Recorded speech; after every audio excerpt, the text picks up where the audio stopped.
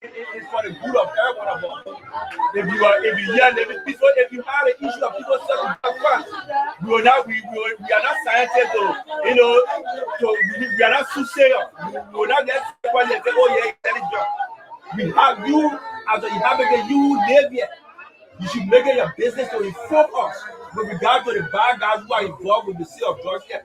But if you hire not living yet, how do we get the guys off so that you can live it? Because once they sell, you will not divorce drugs from drugs and terrorists from crime. For fun of people selling drugs in the community, there will be crimes being committed. And you can be affected. You might feel that you will not be affected now, but your other neighbors or people who live within the place will be affected. So you as a good citizen should make it your duty to cooperate with the officers, the law enforcement officer. When they come around, when you see the presence of officer in such an amount, I'm the deputy director for operations LDA. You see me in the field. I was always be in the field because we have to show we keep our people, the Bureau environment safe. So if we come, we need a cooperation of the citizens. You can't hide information from us. If you have people find, just come. I will take you to where we just saw drugs. And so we've been led down to somewhere that the LDA have said they uncover drugs. And so the community chairman is here with the LDA as a means of community collaboration. He's taking the chairman to where drug was being found as a means of transparency and accountability right here. There are other community residents. You talk to them, you see, there's a discovery. You are just processing. Come, let it just stay right here. You can talk to him. So you are just processing there when we came. What's your name? Usman what? Usman Kane. Are you a Liberian? You live in this area? Sierra Leone. Okay. He carries a Sierra Leonean passport. Well, he said he's a Sierra Leonean. More than one passport for here alone? The one is not for me. Okay. Who has them? This one is my late brother passport.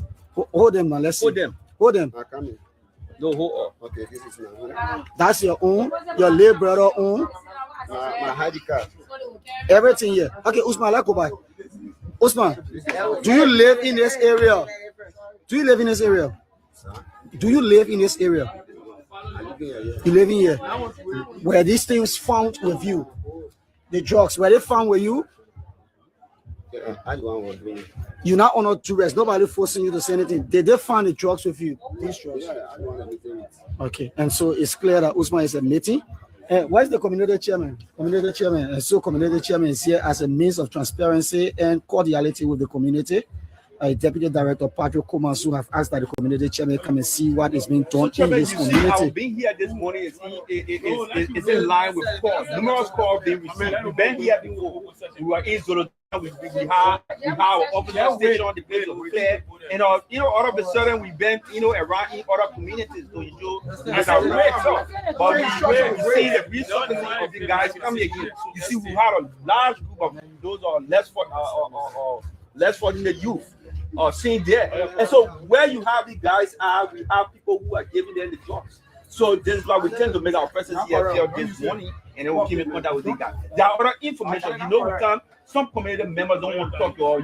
They will not talk to us openly for the sake of them being protected. But they talk to us. They point fingers. This is why you see us going to other places. They will show us areas. They will tell us, anonymously, they will tell us they go to this place, see this place, and then they will give this information. That's why you see us all around. We are going after peaceful people. We're going after people who are involved in the sale of illicit substance. So we are also. It's good that you're here. We will appreciate your presence with us in the field while we go about ensuring that we can make our presence here and go after those involved with the sale of these substances. Clearly, this is commendable law enforcement where you see the LDA Deputy Director for Operations has invited the community chairman to be able to follow the team in the field so that he gets to know the entire happening. Where drug is being found, he'll know as a community chairman. Where there is no drug, you also know.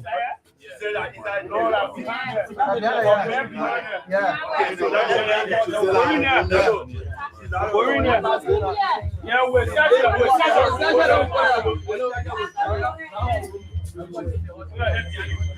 said, now I'm here. Okay, wait, we'll go to Now another your room. Yeah. Your husband was around them. My husband's a what? If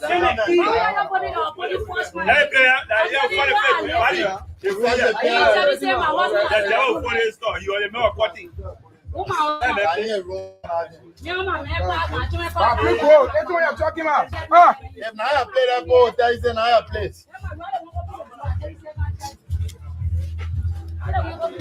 But what being a police? Wow. When I play, we will tell Okay. He said I'll play. I'm sorry, I'm going to come out with They play get video, we won't play. They get video, I'll play. Was she lying? Okay, ask my chairman now. Let the chairman now. That's my place that I live in. Hey, your son got- everybody will get everything. If you don't got me, Now go. Yeah. I mean, Come, go. Now go. Let them go. Closer to.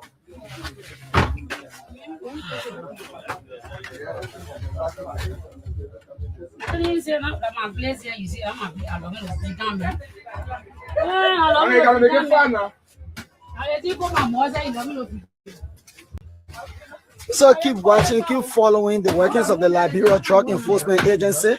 As we've always intimated in our different live videos, we're here to bring you an impartial view of what's obtaining in these different ghettos, most especially as we embark on these kinds of operations with the LTA.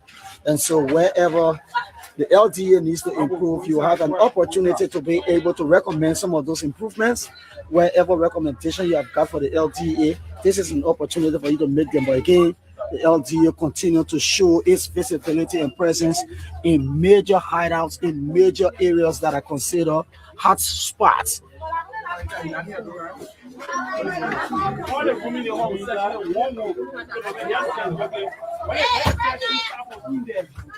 Yes.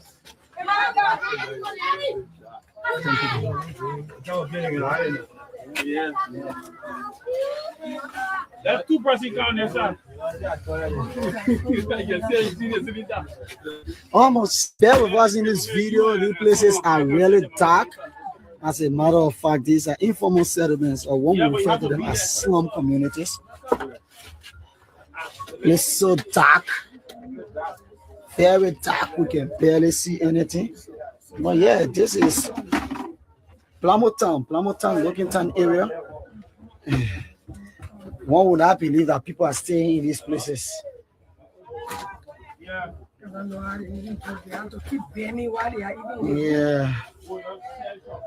You cannot stand straight when you sit, when you in these places, most especially for LTE officers that are really tall.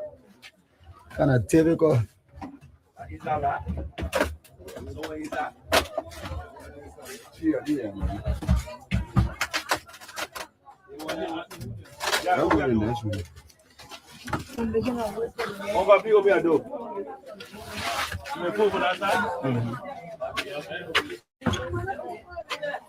Open up. There is somebody in our room. So yeah, drug have been discovered already in one of the rooms.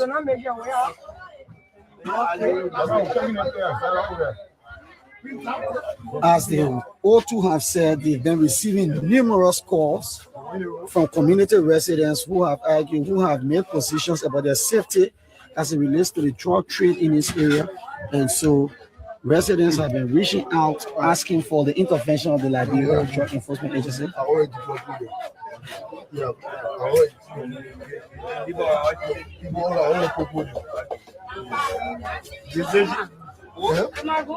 Okay, yeah, we'll put it out of it.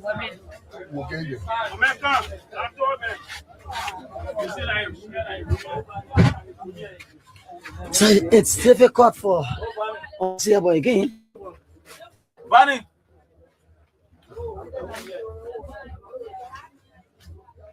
Bunny. Man, just sit down and watch, right?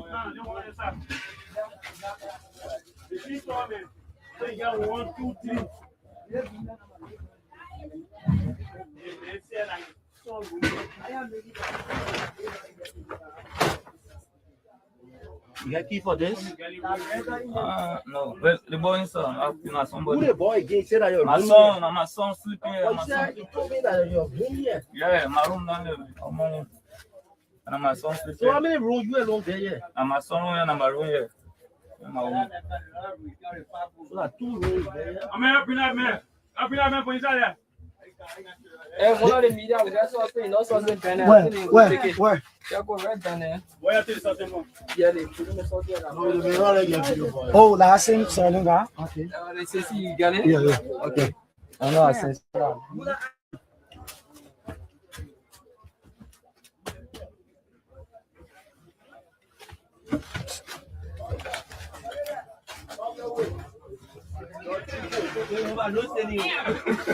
Yeah, all of the rooms in the other no standing. So you take your personal or peculiar items so that we can check the place. Their phone. Your money, Phone. You get coaching, you take it. You get your diamond, you hold it with you. And so this is transparency in its full splendor and height. No, my room here, bro. You fisherman. Thank you. Sir. Yes, sir, please. Okay. And so that's 7-11, the chief of manpower here, already giving instruction. Somebody said, Bunny. Oh, Bunny. Bunny. What's my? Yeah, excuse me. Yeah, the film is up. Bunny. Man, please come. I will not come. Bunny.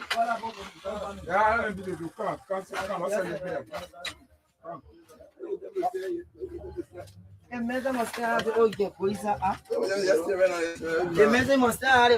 say, play me, look at church. When he says, yeah, you can have one. just started. Okay, let's say you can, yeah.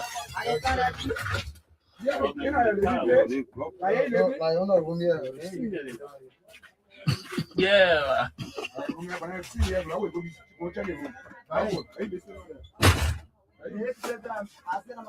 Let that man come. Come on, yes, sir.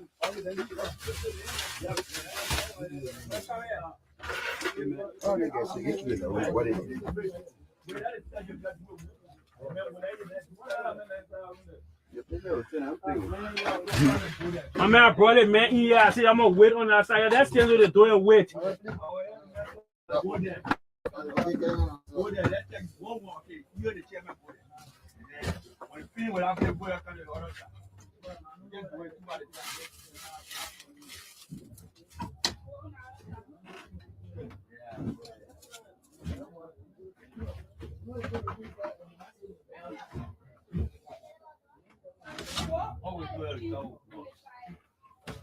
Clubs in the car. All of them. Clubs in the car.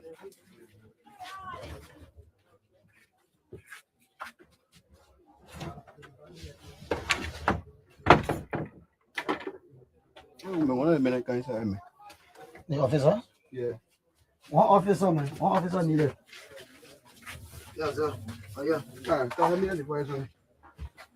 I mean, I don't know if it's Choco.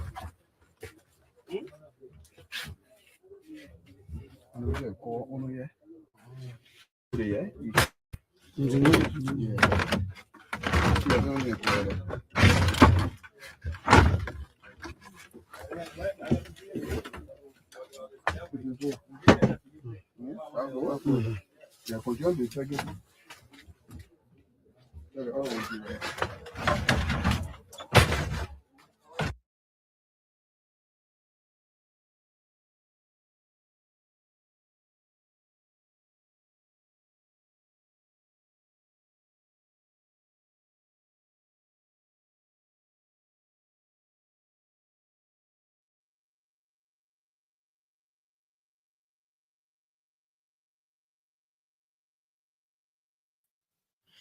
Hey, you guys. Hey, Mars. How are you doing? Oh, so I'm okay. I even forget I on the show. Messing with you. Yeah, I forgot I even on the show.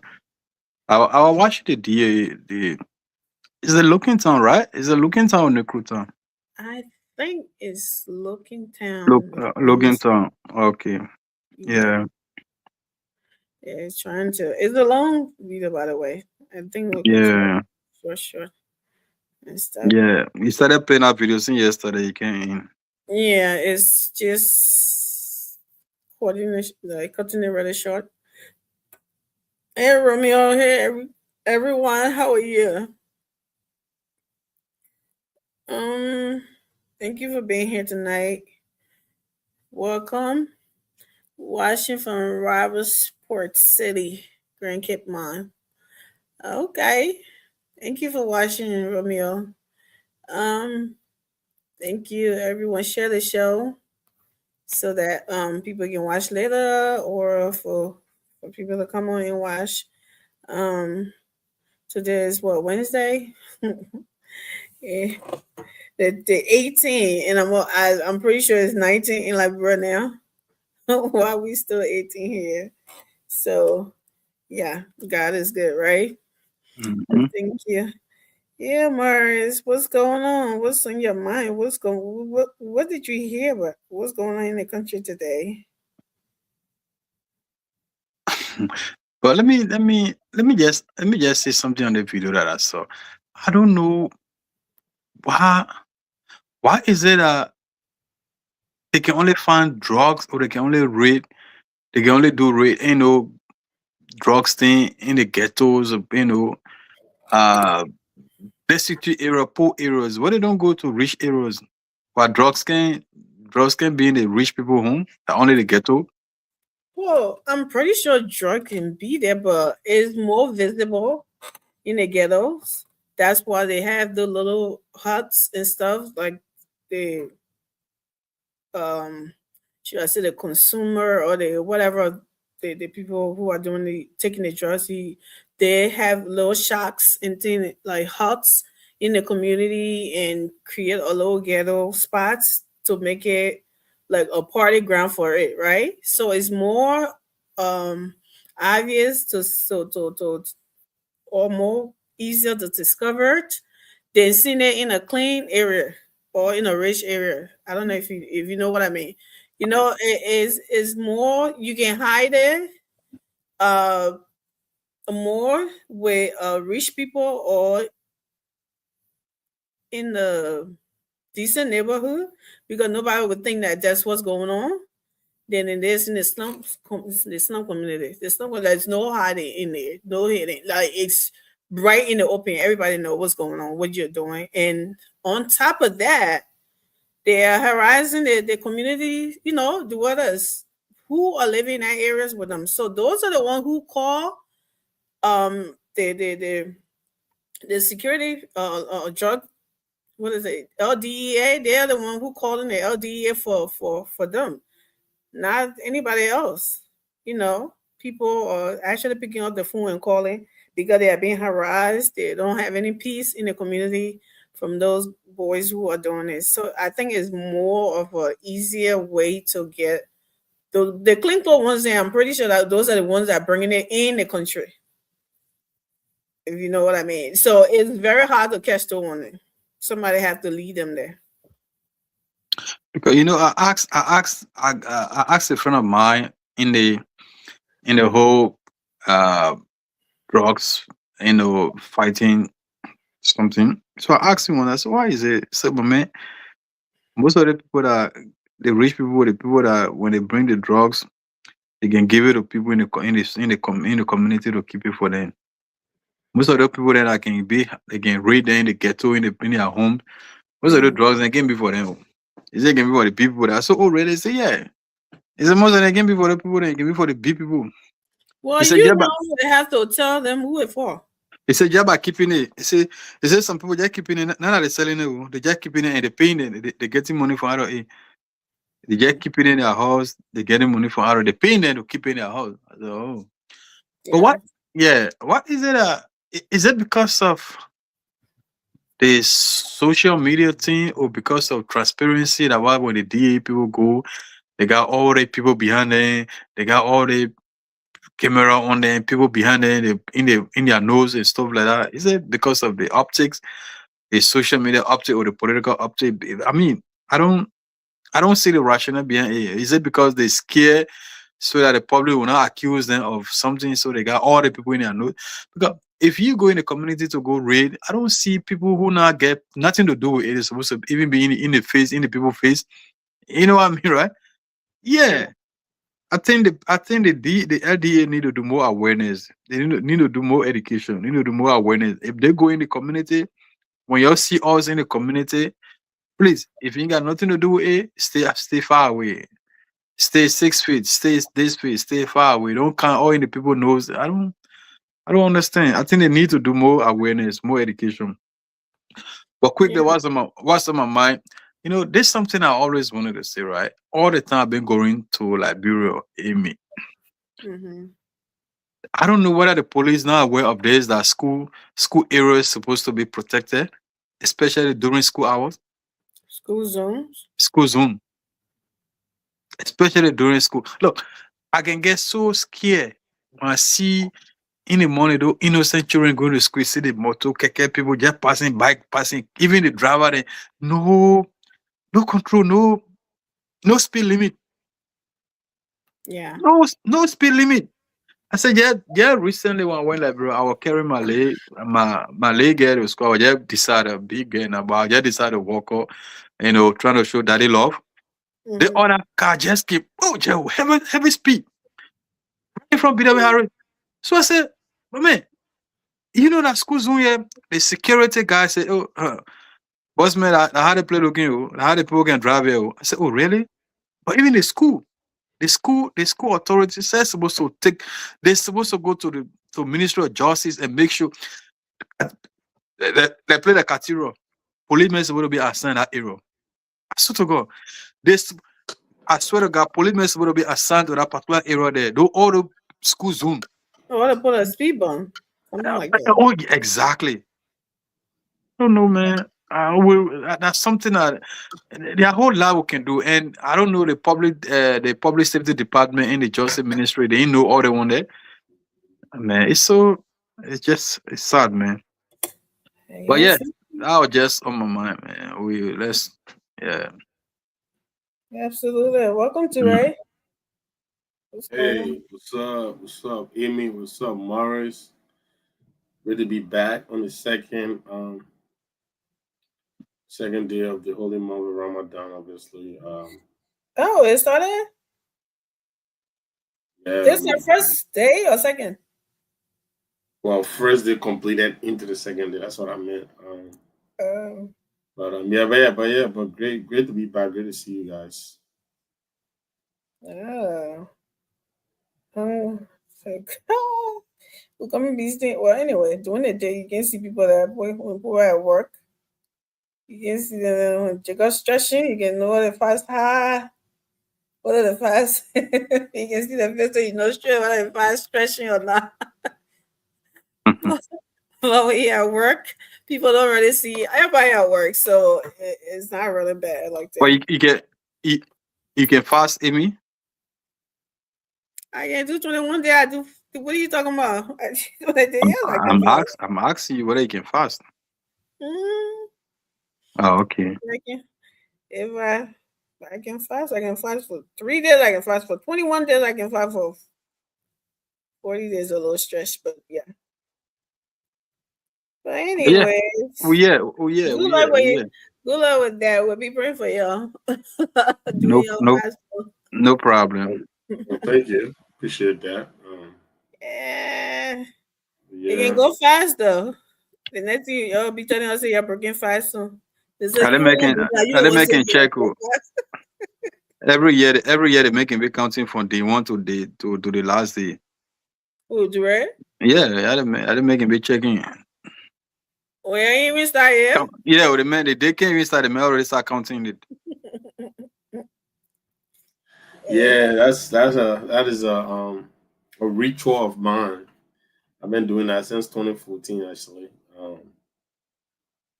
It's called countdown to the completion of Ramadan. So every day we complete day 1. You know, so it's almost like Ramadan day 1 is in the book. Maybe you should put a 29 days to on your go and my countdown refrigerator. continues. Is that a motivation for you, or you doing that to calm you down, or what? Nah, it's almost Or to like suppress, the fast, or what? What is the believe it or essence? not, What is the believe it essence or of? not, yeah, you see, there's the thing, you know, everything you do, you try to have some meaning to it. I mean, I ask you a question, but you doing But something. answer What your people get ask? question, huh? But when you ask me a question, I'm trying to Yeah. answer. Mm-hmm. If you ask a question, don't anticipate of most likable or likely, you know, response that you want it to be, right? So basically, like I said, it's a ritual of mine. I started this thing since 2014. Mm-hmm. And I can go on a limb of saying so many things that were going on in my personal life at that time. So basically, to just give people a sense of, you know, like essence, man, you know, like importance. Like a lot of people, believe it or not, even today, prior to me even like starting the countdown, somebody actually hit me up. They're like, so we're not doing no countdown this year.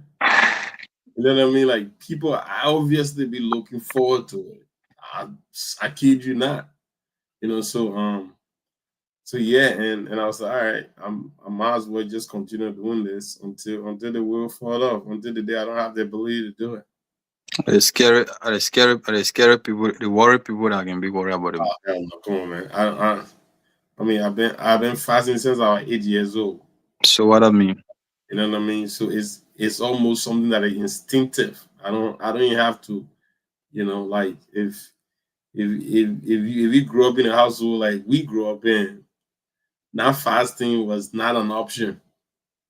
You know what I'm saying? You had to fast. So and you know it was just a fun time because now you see every other, you know, peer group of yours fasting is in a community, like it's, you know, something that everybody did, man. That's good. So, what's on your mind today? I know you haven't been here for a couple of days. What has been on your mind apart from your fasting ritual? Well, a lot is on my mind, obviously. I like people always say, whenever there's progress, there's always a chance of retrogression. And there's always, you know, another, you know, area where people, you know, tend to like, you know, go back and reflect and, and try to go back in the past a little bit, you know, and try to distract, you know, and it's always happening in our personal lives. So I think that's what's going on in the country right now. We know there are a lot of talking heads, a lot of talking points, a lot of perspectives, new ones. You have, you know, everybody, you know, saying what they say, and everybody have the right to say what they say. You know, Muslim, Christians, even some Muslims, you know, saying what they said, not in support of what majority of people think that this is like every Muslim thinking about what, you know, what is not a sensational, you know, sensationalized conversation in a country that have to do with the Fulanese vigilante group. I'm not even going to term it as vigilante group because that even gave me like a look. It's almost like a safety security kind of net, if you will. But it has obviously been taken out of proportion, sensationalized, you know, with absolute bigoted, you know, posturing, if you will. And that's what it is. So that's on my mind. Development is definitely on my mind. JMB, the rescue mission, they're doing exactly what they promised the Liberian people to do. And that development is taking shape in every corner, land and breadth of the country. and it just keep happening, you know. So I don't even know. There is absolutely no a weak link that the opposition could even be looking to explore come 2029. I mean, it's going to be a difficult campaign process come 2029 because there is no negative at this point. There is a little area here and there, but they are not at the level in which that someone can actually look at it to be a huge concern. You can only look at it to be something like the government can get pressed on a little bit and try to clean that up. But I mean, everything else, I think, everything that we anticipated, I think for someone who supported the rescue mission in the second round, can say, you know what, this is what we thought was going to happen, and it's happening. So absolutely gratifying and satisfying to know that you had a little role to play in bringing this administration to power. So yeah, that's that. Back to you, Amy. Thank you, too, Ray. Absolutely. There's a lot going on in the country. That was a little protesting. What, Sandy? What is it? I don't know what that was about. So I did not follow, so I'm not gonna. So I don't know if you guys. Yeah, I've followed that a little bit. I think they were protesting. I think it was a company in there, like a private company in there. And Austin, I stand to be corrected, obviously, but I think it has something to do with wages and benefits, something like that. Yeah, I think. Yeah.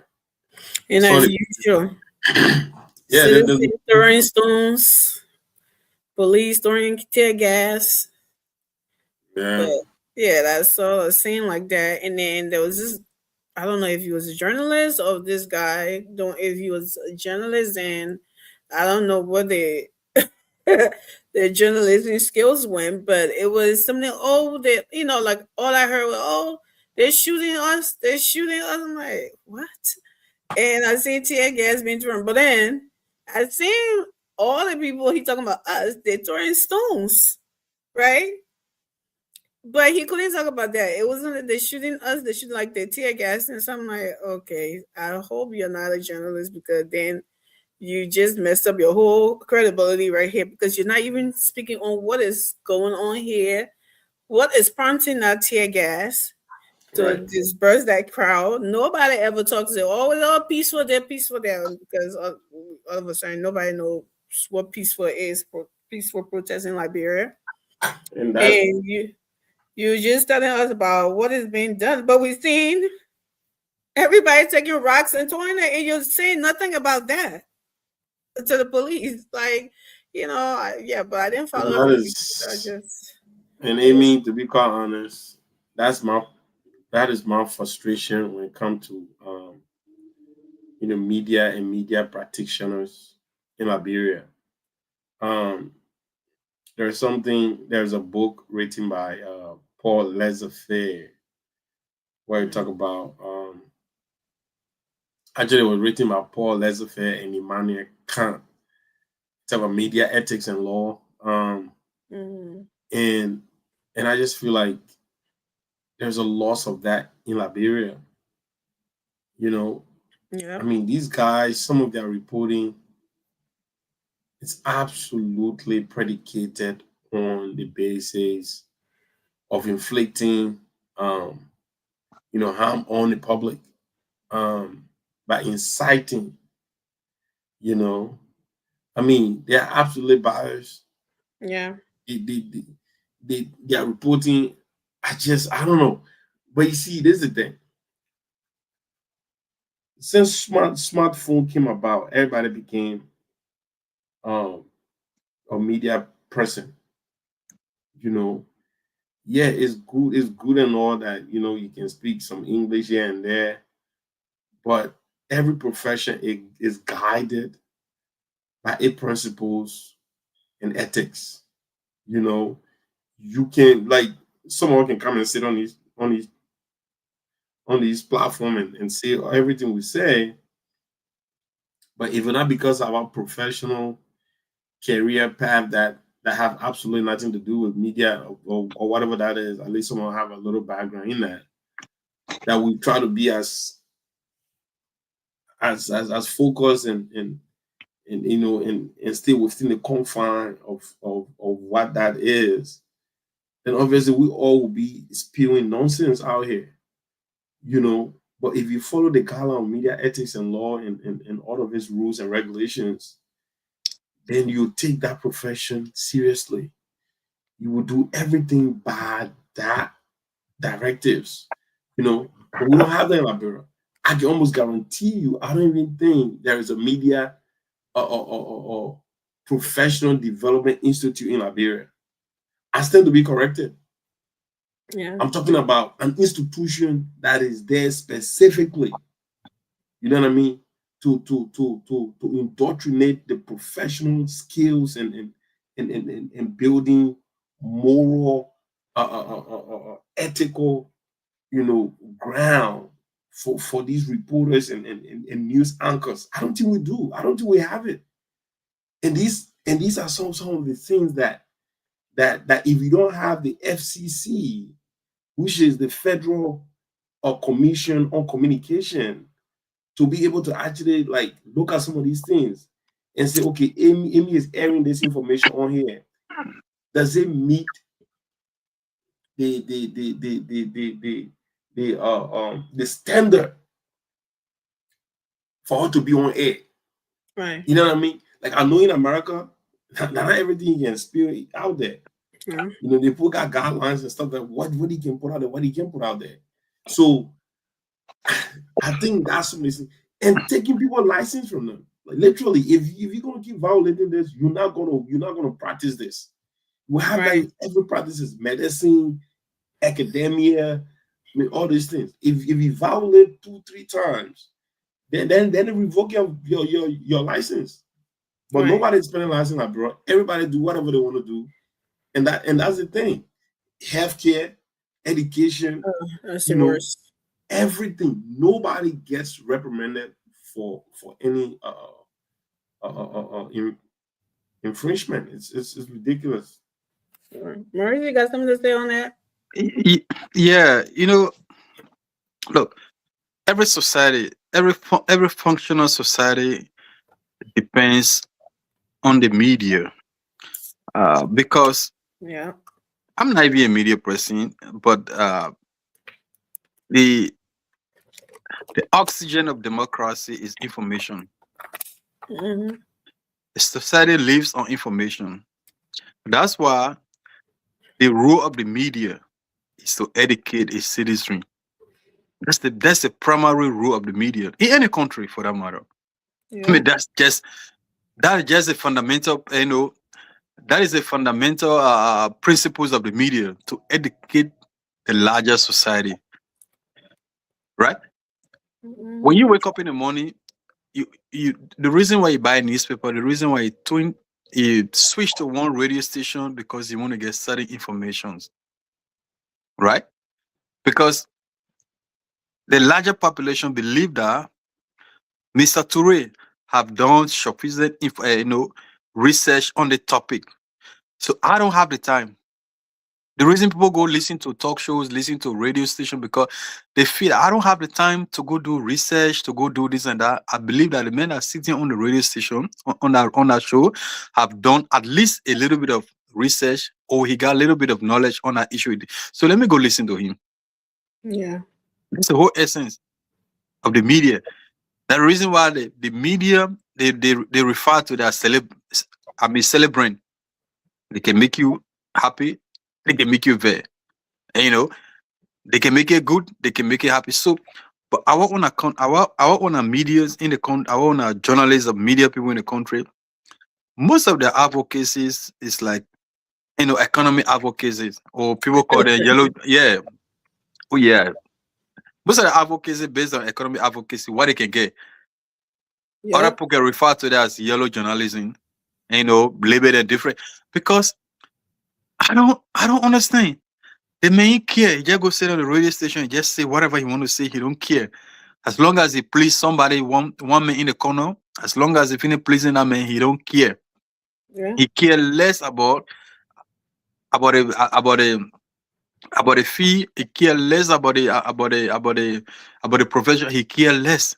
He cares less about how the public will see him. He cares less.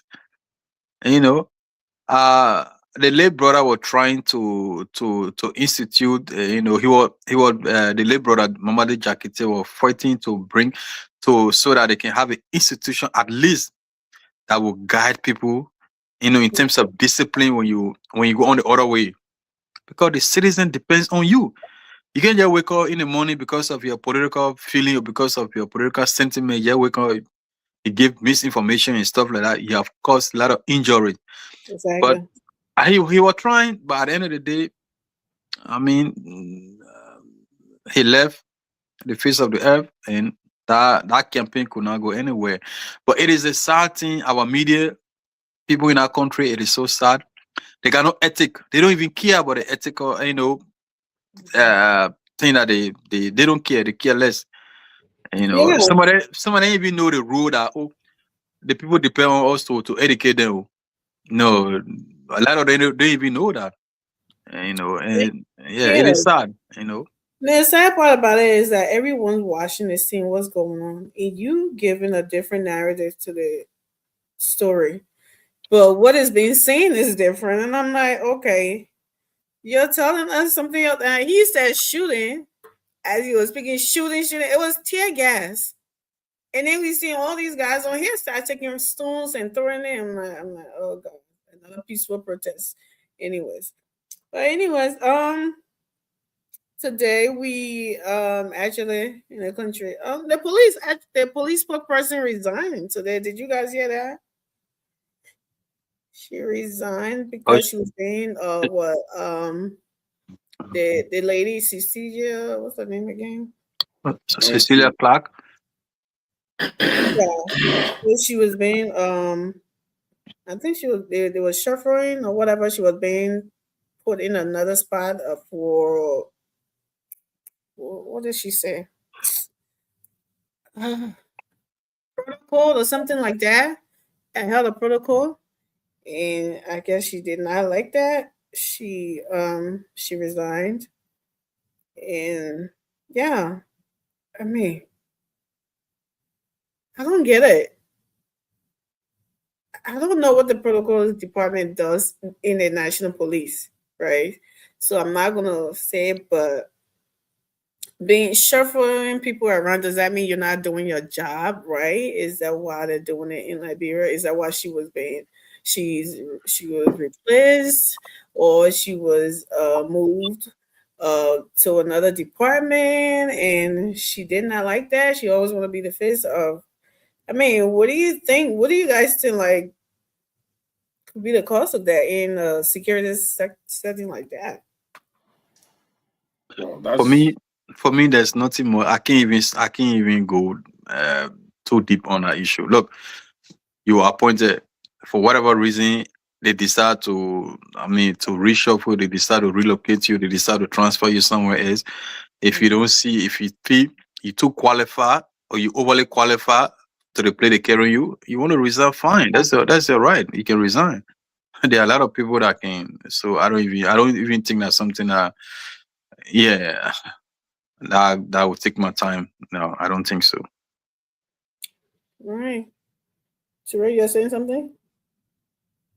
Yeah, well, I mean, we live in an independent society, democracy, tenant. Anybody have the right to do whatever they want to do. I mean, I can resign my post tomorrow if I want to. You know, I could feel like I'm being overshadowed, or I can feel like I'm not being allowed to function to the best of my ability. I could feel, sign of hostility, or flat out, I just don't like what I do. You know, I want to move on. That's a society that we choose to live in, and nobody is holding anybody hostage to do what they want to do. If I want to resign from my job tomorrow, I literally can just, which of course I have my resignation prepared already. I don't have to write it. Anytime I see something that is not appropriate to my liking, I just send it in. That's it. Go on to the next. You know what I mean? She probably felt all of the above, or maybe something best known to her. Maybe she might have sensed, because everybody can sense that. I don't know if you be a job where you feel like any moment I'm gonna get fired. You know what I'm saying? Yeah. So you just do the needful and say, you know what, I resign, I quit. You know, and I have to and sometimes some employer will let you know and say, my man, what do you want to do? You want to resign or you want to fire you, say get go your record. You know what I mean? If you know, and somebody like they'll give you a signs, my man, look, man, like Yeah. so you know, I mean it is that, but reshuffling is something, or even if that was the case, Right. reshuffling is something that happened. You know, I mean, they get rid of people, they reshuffle people, they take it from SY and Z ministry and take it to the outer part. You know, or depend, maybe your employer have found in you or certain ability that they might need from you in another area. Right. You know what I'm saying? Like, you know, so it's not a bad thing, but either way, man, It's not. I no problem. Yeah, like Mari said, you know, it's not so much of a news flash. It's just the way that people in Liberia can be making it seems like when you're at a position, you're glued there.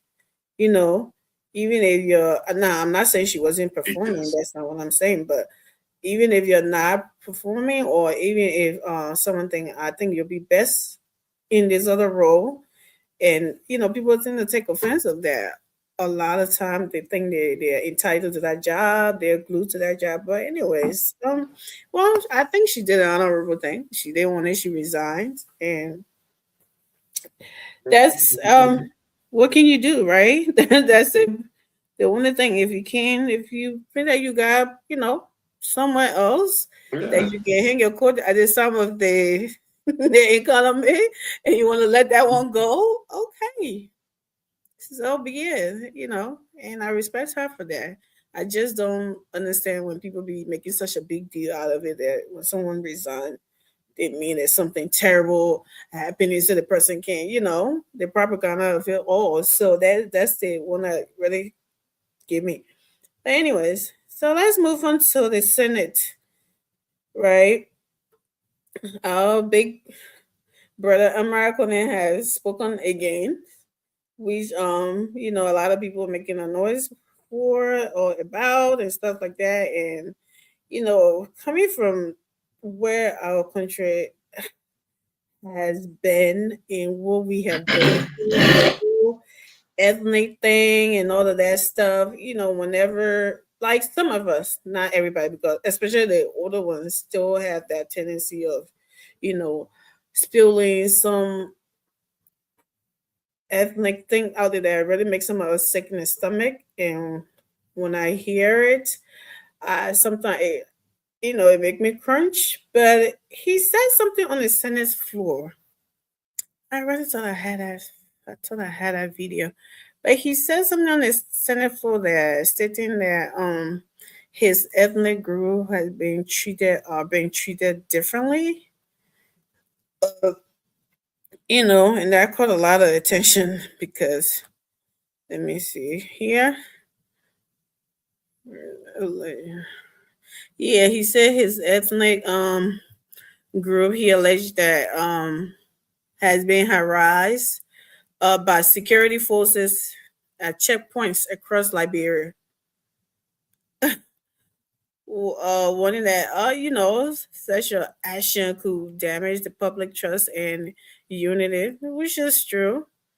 But with someone of his caliber, American and a senator in the country, right? Botokana is a senior, right? And he's a junior. Either way, he's still a senator. Saying something like that, it speaks volume. So before you come on the Senate stage and say something like that, you should have all your facts and all your cross all your T's, dot all your I's, and all of that, because that's something huge to be alleged, right? So, and it's something that we all, I'm pretty sure all the Liberians would have been. We got social media, journalists all over the place. Camera, all you have to do is just turn your camera on. So what the senator says, alerting something like this is it was kind of surprising, and something got some people feeling some type of way about it, like what is he talking about and stuff like that. So I just want to also, to just have our little take on this and see what's going on. Mars, let's start with you. Yeah, the first thing is that Senator Connor is a politician, and as a politician, sometimes you expect him to speak like a politician. When politicians speak, there's always a reason, or maybe you can say ulterior motive, or there's a reason. There's always a reason why they speak. Every time politicians speak in the public space, they always want to get something from out of what they're saying. He did not point out specific areas where these things has been happening. Mm-hmm. But as a senator, I think I would look at it from two ways, right? It's possible that he's trying to gain.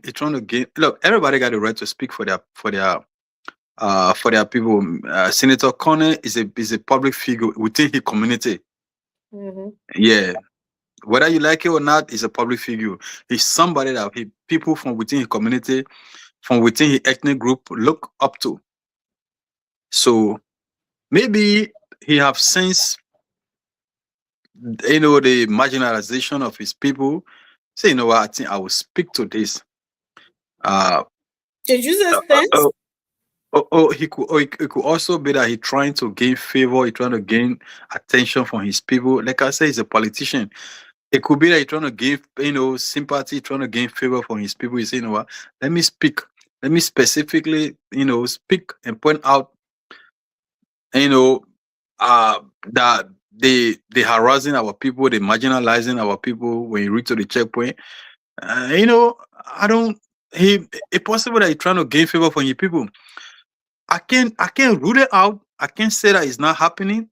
It's possible it's happening because we are in Liberia. Even so, on elections time, Liberia is a country where when you just call your name, the people feel that based on your name, you are not this person because of your name. When you Kamara, when you say Kamara, even immigration, when election times, they don't ask Freeman where you get your Freeman name from, but most time they will ask, where do you get your Kaba name from? Where you get your Soiree name from? Where you get your this? Where you get your Kamara name from?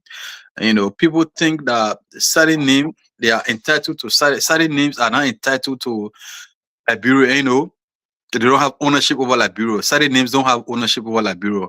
So it's possible that a few complaints have reached him by his people. So he said, okay, what? I will speak. I will use this as a politician to gain favor for my community. I will go and speak. I will say it that they are harassing our people. But on a larger scale, I'm not sure that is the case. I'm not really sure that is the case. That Mandingo people from the ethnic group has been harassed all over the country, everywhere, every checkpoint. If that was the case, in this day and age, it would have been a public outcry. That's what my point is. Yeah, it would have been a public outcry. But again, you can't rule it out. It's possible that a few people reach him. He said, what? I will blow it out. I will make, to get political dividend. I will speak to that issue. So, thank you. Yeah, it could be either way, Thank you. So, to Ray, I know Mars mentioned a few things talking about political reason and trying to gain dividend and all of that. From what our country has been through, should a politician be using tribal or ethnicity to try to gain sentiment from anyone? I mean, it doesn't matter whoever you are, shoot, anybody for that matter, as dangerous as it is, not just any kind of ordinary person who would say something and we just say, oh, get out of here. You don't know what you're talking about, right? We're talking about a sitting senator of a country. Be saying something like that. Just because, from what Morris said, if that's what he's doing, it because we all want to know where this is going on because it's concerning.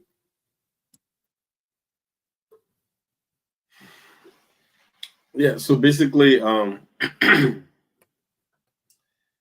understand where Maury is coming from, and I also understand where the senator is coming from. Um, this is what we wanted, right? I mean, obviously, we now, at least from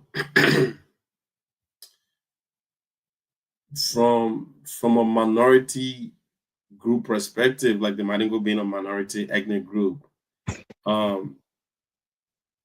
we needed a voice in high places, right? And I know a lot of people may have different opinion on this, but I think this is something He's that not adverse. well, but at least for someone to be as vocal, I stand to be corrected. I don't think we ever had someone to be as vocal as he is. And this just his first time. He has never been the guy who's like pushing the ethnic line. I stand to be corrected. I think this is the very first time that American have ever spoke on something in this context. And this is absolutely fact. He actually said something about when Musa Bility was getting something when he was going around to the government or targeting him, he said something about he's standing with Musa Bility. Yeah, so like, yeah, he's still on Musa Bility. Like anybody can still with anybody, right? No, he said something. He said something racial about that, like and you were on the show outraged about it. Well, yeah, but you see, there's the thing. Maybe if we have the full context of his statement, of what he said, then obviously, but we have had almost like 100 shows since that statement was made. So I'm not sort of like, like I don't have the audio to be able to actually connect with everything that he might have said in his support for Musa Bility. But anybody can support anybody. But I'm saying, Amy, I've experienced this. I've experienced this as like 2023 when I visited Liberia, crossing the border from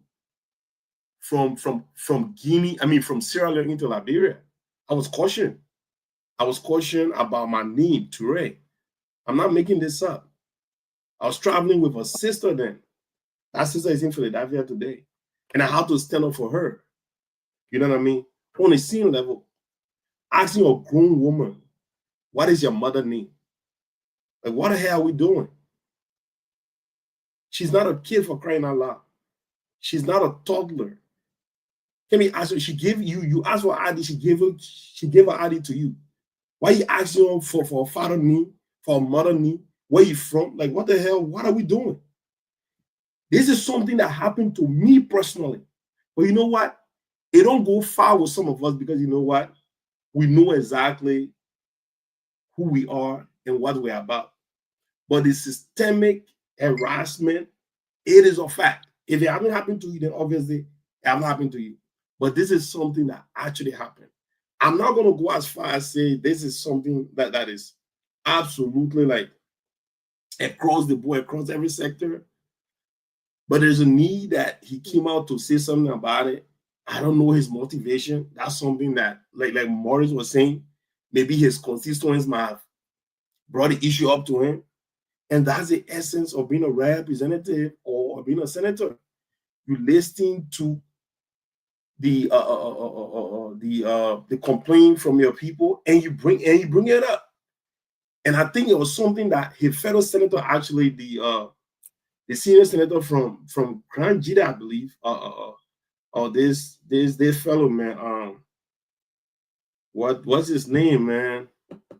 The puppy, the puppy that they were behind here, Prince Johnson, they said it there. Oh, hey man, Thomas Nimlin. Nimlin actually echoed it in support of what American was saying. So this is not an absolute case.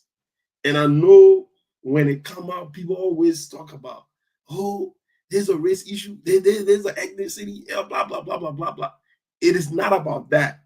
When injustice is happening anywhere, let people talk about it, right? Nobody gonna do anything about it. But you bring it forth and people discuss it. So I really think there was no fire there. If there's fire there, then obviously we can discuss the fire. But I don't think that. Absolutely. If injustice is going on, of course we want to know about it, because if that is happening, but in the social media world that we all live today, if you are a borders crossing in to come into a country, I don't know about it, what's your mother name part of things, but I think is kind of something for them to ask about your information. And if they are not doing it to anybody else than just few people, then that's a problem. But everybody who's crossing our borders should be questioned. But that's the problem. They were not asking everybody. Yeah, that's the story. Now that's what we're not getting the full story here. So no, I mean I was in line. I was in line with other Liberians standing in front of me. Like so it was not like they were taking us in a group. Or literally in line. Happening on a full scale is to say we would be like Maurice said, we would have an outcry about that. We would have seen video, we would have seen live. This is what we're doing like right now. So for one or two person to come to now, I'm not saying that, but I'm just saying the senator should be able to make that. He can't just put that out there and just leave it like that. You should give instances, you should give location, you should give facts on where these are happening. And if it's happening, it's wrong. It is flat out. No grown woman should be. What's your mother's name? No. If you deal with her identity or whatever she's giving you and all of that, that's something. But crossing into a country and we'll be honest, you do know you have people of the same ethnic group from most people in Liberia and most people in Guinea. So when people are coming in and saying because you are the same ethnic group with the ethnic group in Liberia, and then they make it all about that, it's another thing that other people have said too. They said they are people coming, Mandingo people from Guinea coming in, the Mandinga people. So now they're coming in and something, and then they make it seem like, it's a whole thing that it's only Mandingo people from Liberia. Some people say stuff like that. It could be.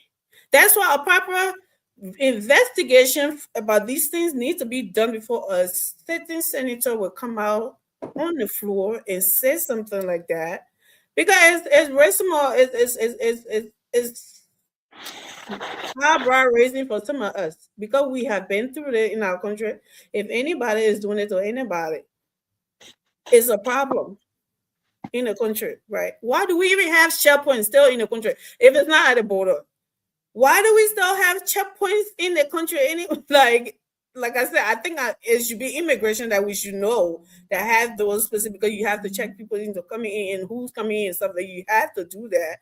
But if it's not at the borders, why do we still have that in the country? Because I know that's what Tomaya and Imne was talking about. There's too many checkpoints around, which I agree with. Like, what is the essence of that? Is that what it used to be? Is that how it used to be like normal days? Or is this something that's still happening from the war days or something like that? But if it's something that's from the borders and stuff like that, I think it needs to be investigated before it stops. Because it's a problem. Some of us are nervous about these things because it's a problem. It has been a problem. And like people are supposed to get away from them, but all Liberians, not all, but most Liberians still hung up on these things about this tribal and ethnic. I get sick in my stomach when people try to make things about tribal and religion and ethnicity. It really pisses me off, because at this point we should have all learned something from what the country has been through by now. So that's why when people like Amar Cullen or anybody, or anybody for that matter, to make claims like that, you should really be showing the public something, why the reason, or giving some kind of fashion, like example in places in that how many cases these things are happening to, in order that to really convince people and make people to say yes, is the issue that needs to be talked about, because this is wrong. That's my own take on it. Let me just kind of in 30 seconds. You see, like I said, Mr. Corner is a politician, but sometimes you have to be careful as to how you say things, because the first thing, Mr. Corner, Senator Corner is a Mandingo man, but He's not representing the Madingo people in the house. He's representing a county. The people are bipolar. He representing, and there's nobody in the house that representing a tribe, a ethnic group. Everybody in the house representing a constituency that comprises of people from different background, different, cultural heritage. So, I mean, you can speak for your ethnic group, but you can't be too loud because you're not in the house only representing your ethnic group. Like how? You can be How? too loud. Yeah, when I mean you can't be too loud, you can't be too like you there representing in the house representing only your ethnic group. You are represent. Don't get me wrong, Mr. Toure. If I'm Mr. Kone, Mr. Senator Kone, I will speak for my ethnic group. When there's need, I will speak for my religious group when there's need. But the point I'm making is that you can't be too loud, like as if you're only there representing your ethnic group. That's the point I'm making.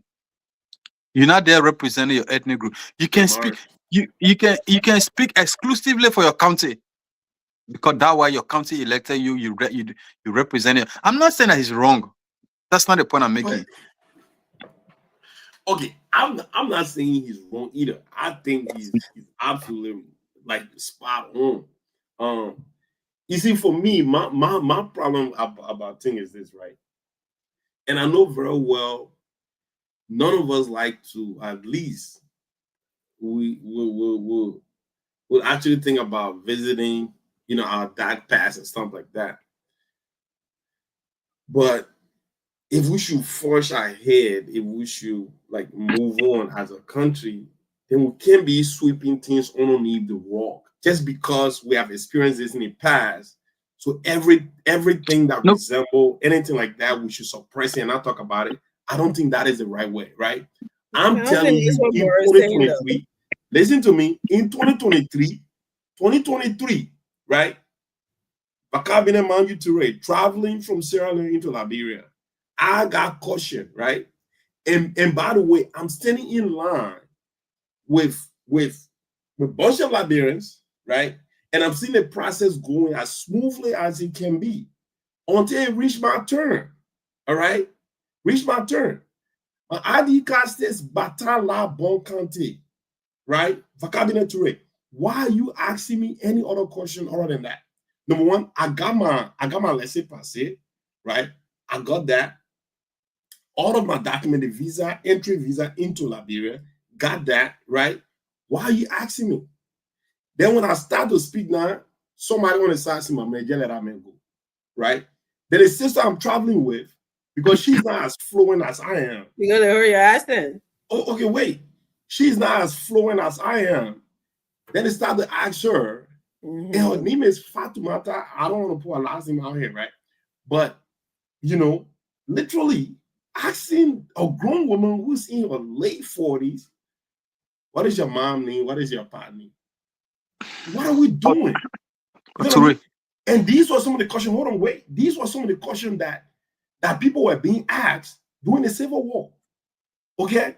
So you can't be doing these things. It is wrong. It is wrong. Now, here's the thing. Mind you, Amaral Kone, that's why you got all these reporters, you got all these. Any one of them can go to say, Senator, can we get some facts? Can we get some data? Can we get out of these things? We can do that. You can question on that, right?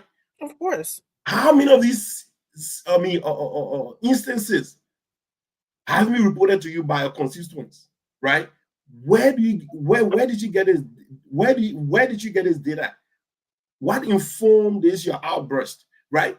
Ask the senator that question.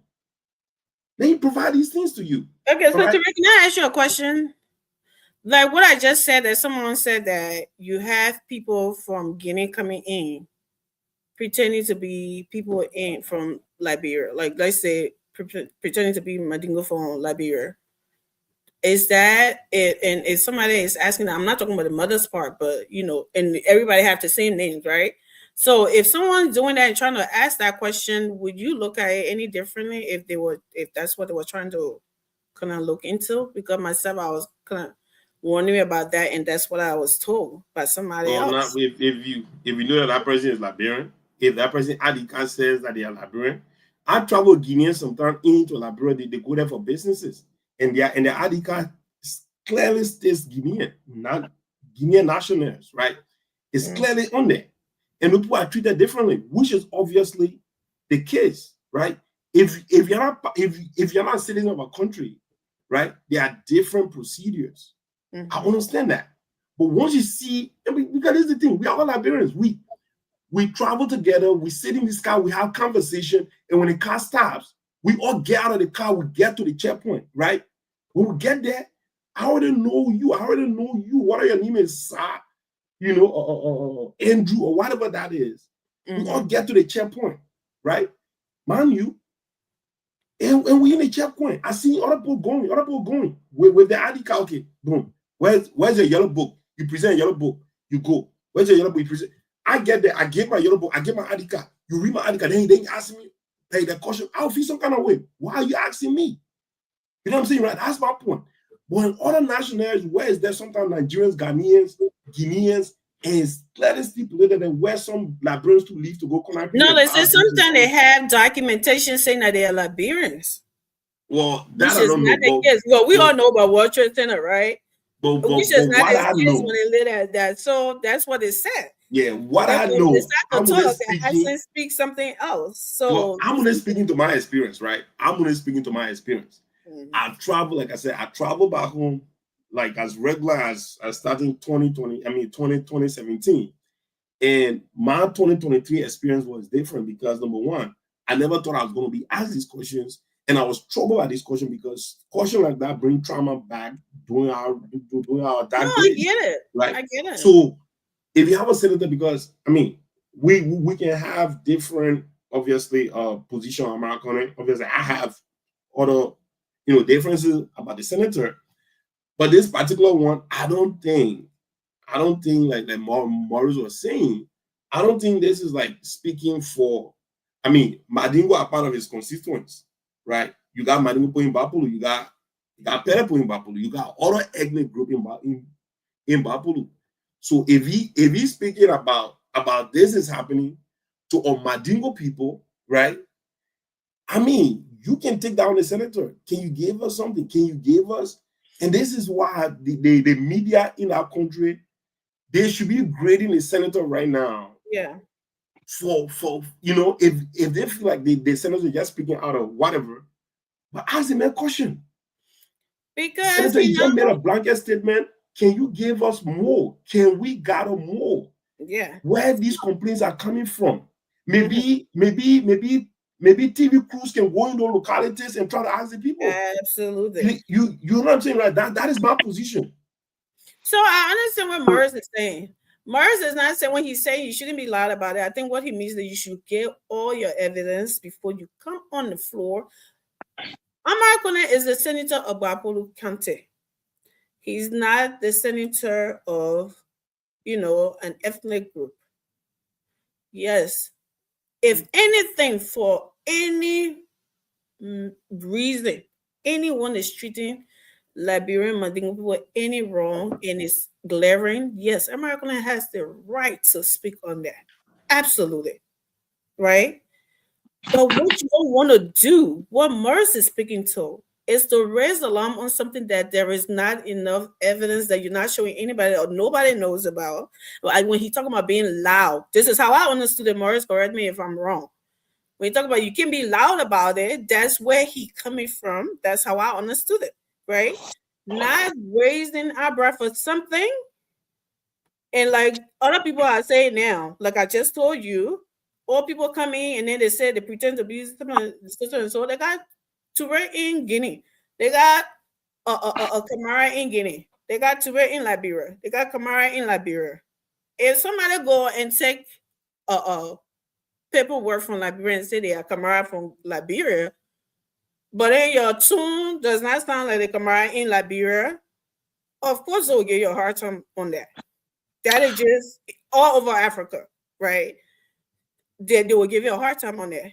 And then somebody standing there say, oh, because they were from or Guinea speaking Mandingo too, so that means that Mandingo people are giving hard time. Don't you think that happens a lot? Our people do that a lot in every something. So before you speak on this kind of thing as a senator in that kind of hard position, before you say something, so something like that, like you said, you should have all the facts. You should do all of the investigation and go to these areas and ask questions. And when they tell you all of these, they might tell you what this person told me, or you can even send somebody, go undercover without even anybody, late or something, and see what's really going on to these places before you come and just say something and everybody like, well, where? How come we haven't seen any video to that, to that effect? This is everybody a journalist now, we know. That's what that is. You don't want to put yourself out there on something, your name on something that you have not really did your due diligence, and you getting the backlash for it. That's what I think. Yeah, boy. The point I was trying to make is that my brother trying to like cut me off. Look, I know that there are Mandingos in Bapolu. There are different people in Bapolu. But you see, when you're a politician, you have to speak. You have to be cognizant of what you say, where and when and where. Look, imagine if Senator Kone have just come out to say, look, why is it that they still harassing only Mandingo people in the country? It's not supposed to be like that. But when you say my ethnic group, you change the intent, you change the whole intent. When you say my ethnic group, then you make the whole thing political. That's my point there. I mean, he misspoke on that because look, there are Pele people in Bapolu. There are different people in Bapolu.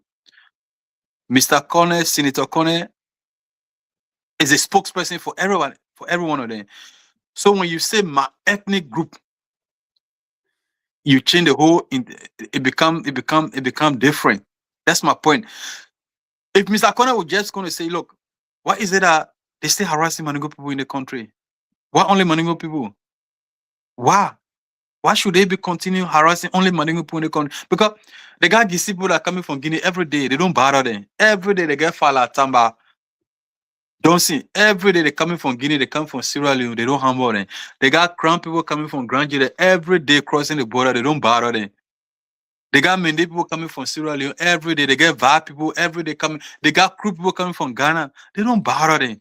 But only Mandingo people. By the time you say Kamara, oh, where you get your Kamara name for? By the time you say you Toure, where you get your Toure name for? We know this. So the point I'm making is that Mr. Kone is supposed to put this in the face of the people. Look, I think we are hard enough. It's hard time that they stop harassing one group of people. That's my own point I'm making. Because you see, the country, the sentiment in the country is so high. Look at, before I give back to you, right? Look at the whole Fulani thing, the whole Fulani security thing. There are people that are even making the argument that, oh, you know what the Fulani people do in other countries. So what? If Fulani people causing trouble in Cameroon, in Nigeria, but you have lived Fulani people in the country for years. They have never troubled you. Why you comparing the Fula in Liberia to the Fula that in Cameroon, in Africa, in everywhere? Why? So are you telling me that because Pele people causing trouble in somewhere, and you and the Pele people that have been living for 100 years, for years, you want to see them to be bad? So that is the logic. That is the country. That is the people that will farm. So you see, so when you're speaking in a kind of society, you have to speak politically. You have to be politically, be mindful of how you say things. That's my hope. I'm not saying that Mr. Kone, Senator Kone wrong. Yeah, so Morris, look, basically, I understand what you're saying. If I was a senator, I would have said exactly what you said, right? Due to the sensitivity of the country we are in, I understand that point. But nevertheless, he said it the way he said it, right? It still don't make it wrong. You know what I mean? Like, no, you don't make it wrong, right? Because he intentionally say it. I don't know. He intentionally say it. So it still don't make it wrong. I understand. If a Loma man stand and say the Loma people are getting attacked, and he's a senator in Lofa County, and Lofa County is largely the conglomeration of different ethnic groups and stuff like that, I don't think anybody will have any problem with that. You know what I mean? If a Gil making if you're talking about lo-fi and just call about Loma people. Oh yeah, of course. How many tribes you got in lo-fi? And you're just something as a lo-fi. Like it's plenty. The same tribe you find in Buffalo. I'm pretty sure you see the same tribe in lo-fi. So I'm just saying, if you are a representative, right, or senator in our realm, I mean, yeah, you just representing group of ethnic groups and stuff like that, but it still does not negate the fact that you are what you are. You know what I mean? Like when Joe Biden was president in America, yeah, he was president for the United States, but he's still a Catholic. You know what I mean? So of course, it is what it is. So at the end of the day, let me tell you this. It had a lot to do with a lot. It wasn't giving Catholic special. I'm saying, treatment or whatever. Oh yeah, the man was doing Catholic thing. He was obviously taking advice from the Pope. But what? Look, oh yeah, that's always the case. That's his church. Let me say this, Maurice. I'm one of those guys that I am absolutely unapologetic for being who I am, right? I'm a Madingo man, and I will say that anywhere, anytime, right? Yeah. Notwithstanding, right? I entertain any race, any ethnicity, any religion with absolute no malice. How we getting it? I'm a loving, friendly, deal with anybody who's ever, right? Because if we should live in a country, in a society, right? In a community, in a world. So that's why Senator Kone as a father, Senator Kone as a father, so to speak like a father. Why are they harassing Madingo people? But they say my ethnic group. Let you finish, Maurice. My man, Maurice. You see, this is the thing. You and I will not look at things the same way. It never does whenever it comes to that. Is okay. You and I are not going to look at things the same way. I agree with you. I would have invoked my people in that when I'm a senator, when I'm a representative, representing different background, ethnicity, and I would have said it like the way he said it, but notwithstanding, he said it anyway, right? Well, that's what the problem is. He said it anyway. We have heard Prince Johnson numerous of times say these things. You know what I'm saying? Why was the outrage? Say what thing? You know, like evoking him being a Gio, the savior of the Gio people. He said the Nimba people. The Nimbadians? He said the Nimbadians. Yeah, the Nimbadians. He always talks about Nimba. There was no outrage though. What are you talking about? People always got mad at you like, I don't like what we call selective outrage. Okay? He said it, so what? Let's move on. If you need any clarity, like we are all saying, you want to get detail as to where he got his information from. Koturi. Let it lazy media because you know what? Terrell always trying to, when it comes to these things, Terrell always trying to make it seem like it's nothing. What he's kind of comparing with what Prince Johnson said, it has nothing to do with what American says. And we got to be honest about that. If Prince Johnson is being accused of being a warlord, and he says that, and everybody says what Prince Johnson says, it's not just him. What do the Madingo people say? Alhaji Nkrumah was our savior. The same thing that Prince Johnson said about the Nimbadian. That's not what we're talking about here. We're talking about somebody making a thing. But you just make an example with that. So that's why I'm bringing that up. So what Prince Johnson was saying, Prince Johnson is not saying someone said the Gio people are being like that, and the Gio people are making that, all the Crown people are doing this to the Gio people. That would be sensitive because what? That's something that we had, and we should. Why does that have to do with Gio and Crown people? You give an example. No, but don't confuse the whole thing. Don't say Gio and Crown people. I said, no, not Prince to Johnson you just saying, talking with silent, we no, listen no, to you. Let me no, say but don't what I'm saying. conflate the topic, I'm Amy. not conflicting No, anything. don't say Gilbert doing the crime people. I did not speak without light. I only say Prince Johnson. I never said you the did. people, So let yeah. me talk. We sat here, we listen to you. You give an example, said Prince Johnson always talks like this. And this is what I'm saying. What Prince Johnson says and what we talking about Imran Kone saying is two different things. And that's why I'm giving you the example. If he would have said this about the Gil people doing it when they give and just keep speaking, making it look like Gil people are being marginalized, Gil people are being stunning, which is not happening, people will be outraged about that. But we're talking about warlord, they're calling him warlord, they're talking about he bringing war, and he justifying that he did that because his content was being haunted. That's the totally different thing than what American is saying here. That's not what I'm saying. I know you're trying to compare the two, but it doesn't. It's not the same because why? Nope. Every warlord has said the same thing. Left on the Prince Johnson, the George Border, the who, the late Alhaji Kurma.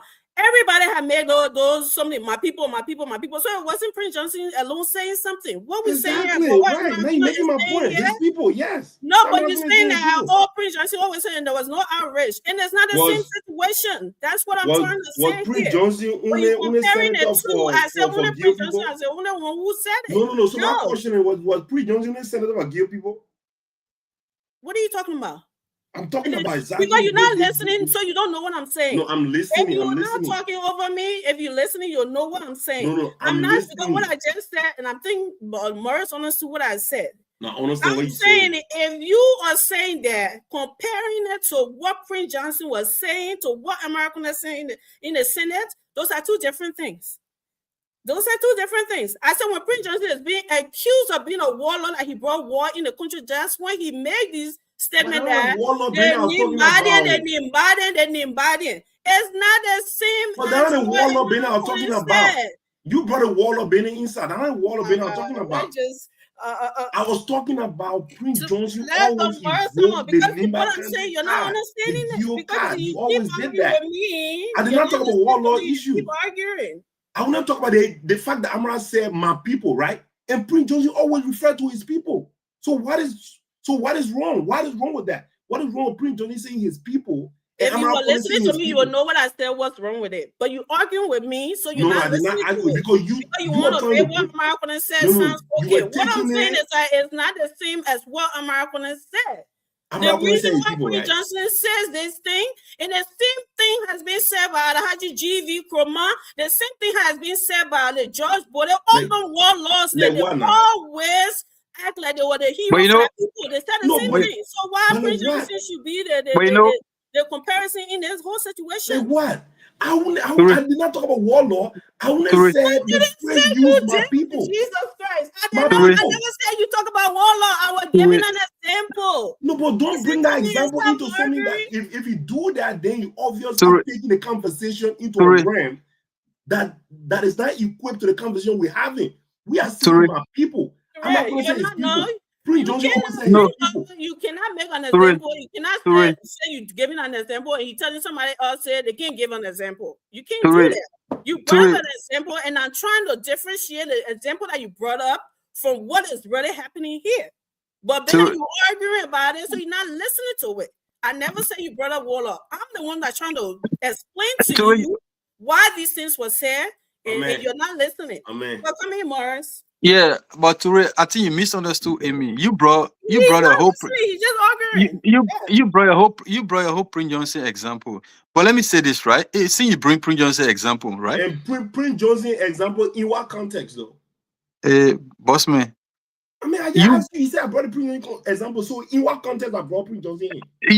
You have to contextualize it. You brought it up. We don't know in what context. You have to. But Prince Johnson always say his people. Okay. All right, I'm not going to say my people. So what's wrong with that? All right, okay. The thing I wrong with it. I come in now. Okay, let's be political on this issue now, right? See, let's be political. Probably you want to be political. Let's be rational. How about that? Let's be rational instead of. But you can be political and be rational at the same time. Let's be rational. Not I wasn't being political. Why you trying to? Go ahead. Why you trying to be restricted? Why you trying to be restrictive on what? You gave an You example. telling me Why political, I said, let me you gotta rational. restrict it? That the I'm not restricting anything. The message should be political. I said, let me rational. different situation altogether. That Okay. they don't have anything to do with this I said, conversation. let me rational. The message, let me political. I said, let me rational. Okay, let me rational. I beg Okay, you, let me rational, right? I can say that. Professor Elijah Nkrumah, may he so rest in peace, have that sentimental right to say my people. Yes. Prince Johnson, the late Prince Johnson, have that sentimental right to say my people, my Gyo people. The same way Elijah Nkrumah, Elijah Nkrumah have that sentimental right to say my Mandingo people. Because why? These people fought. They were in the struggle.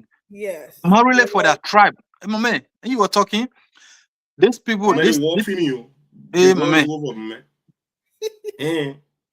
No, I mean, you want me to talk? You can't do that. He's giving an giving an example. The message is simple. That's it. Everybody can say their people. Example. That's how we were giving you the example. You hold Prince Johnson name in the whole conversation. Nobody called Prince Johnson name. You hold Prince Johnson name.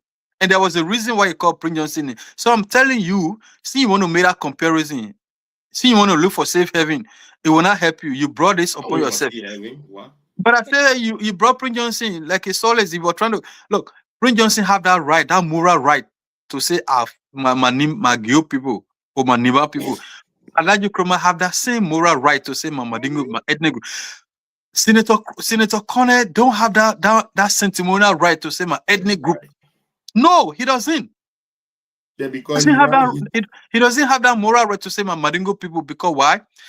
He did not do any exclusive struggle for the Mandingo people. So he can't claim to be, say my Mandingo people. Elijah Nkrumah did it. Prince Johnson did it for the Gyo people. Roosevelt Johnson did it for the Crown people, but not Senator Connor. He can't give one account. No. Well, Senator Connor does not have that moral right to say as my Mandingo people. That would say he does if something actually happening. If something bad actually happened that everyone is looking at, he's actually have that right to say my people, right? If he's trying to something. But what is being said here, without no one is saying that Senator Connor cannot speak for Mandingo people. That's Senator Connor can speak, but he can't say my ethnic group. Yeah, I would be out of my crazy mind to say that, right?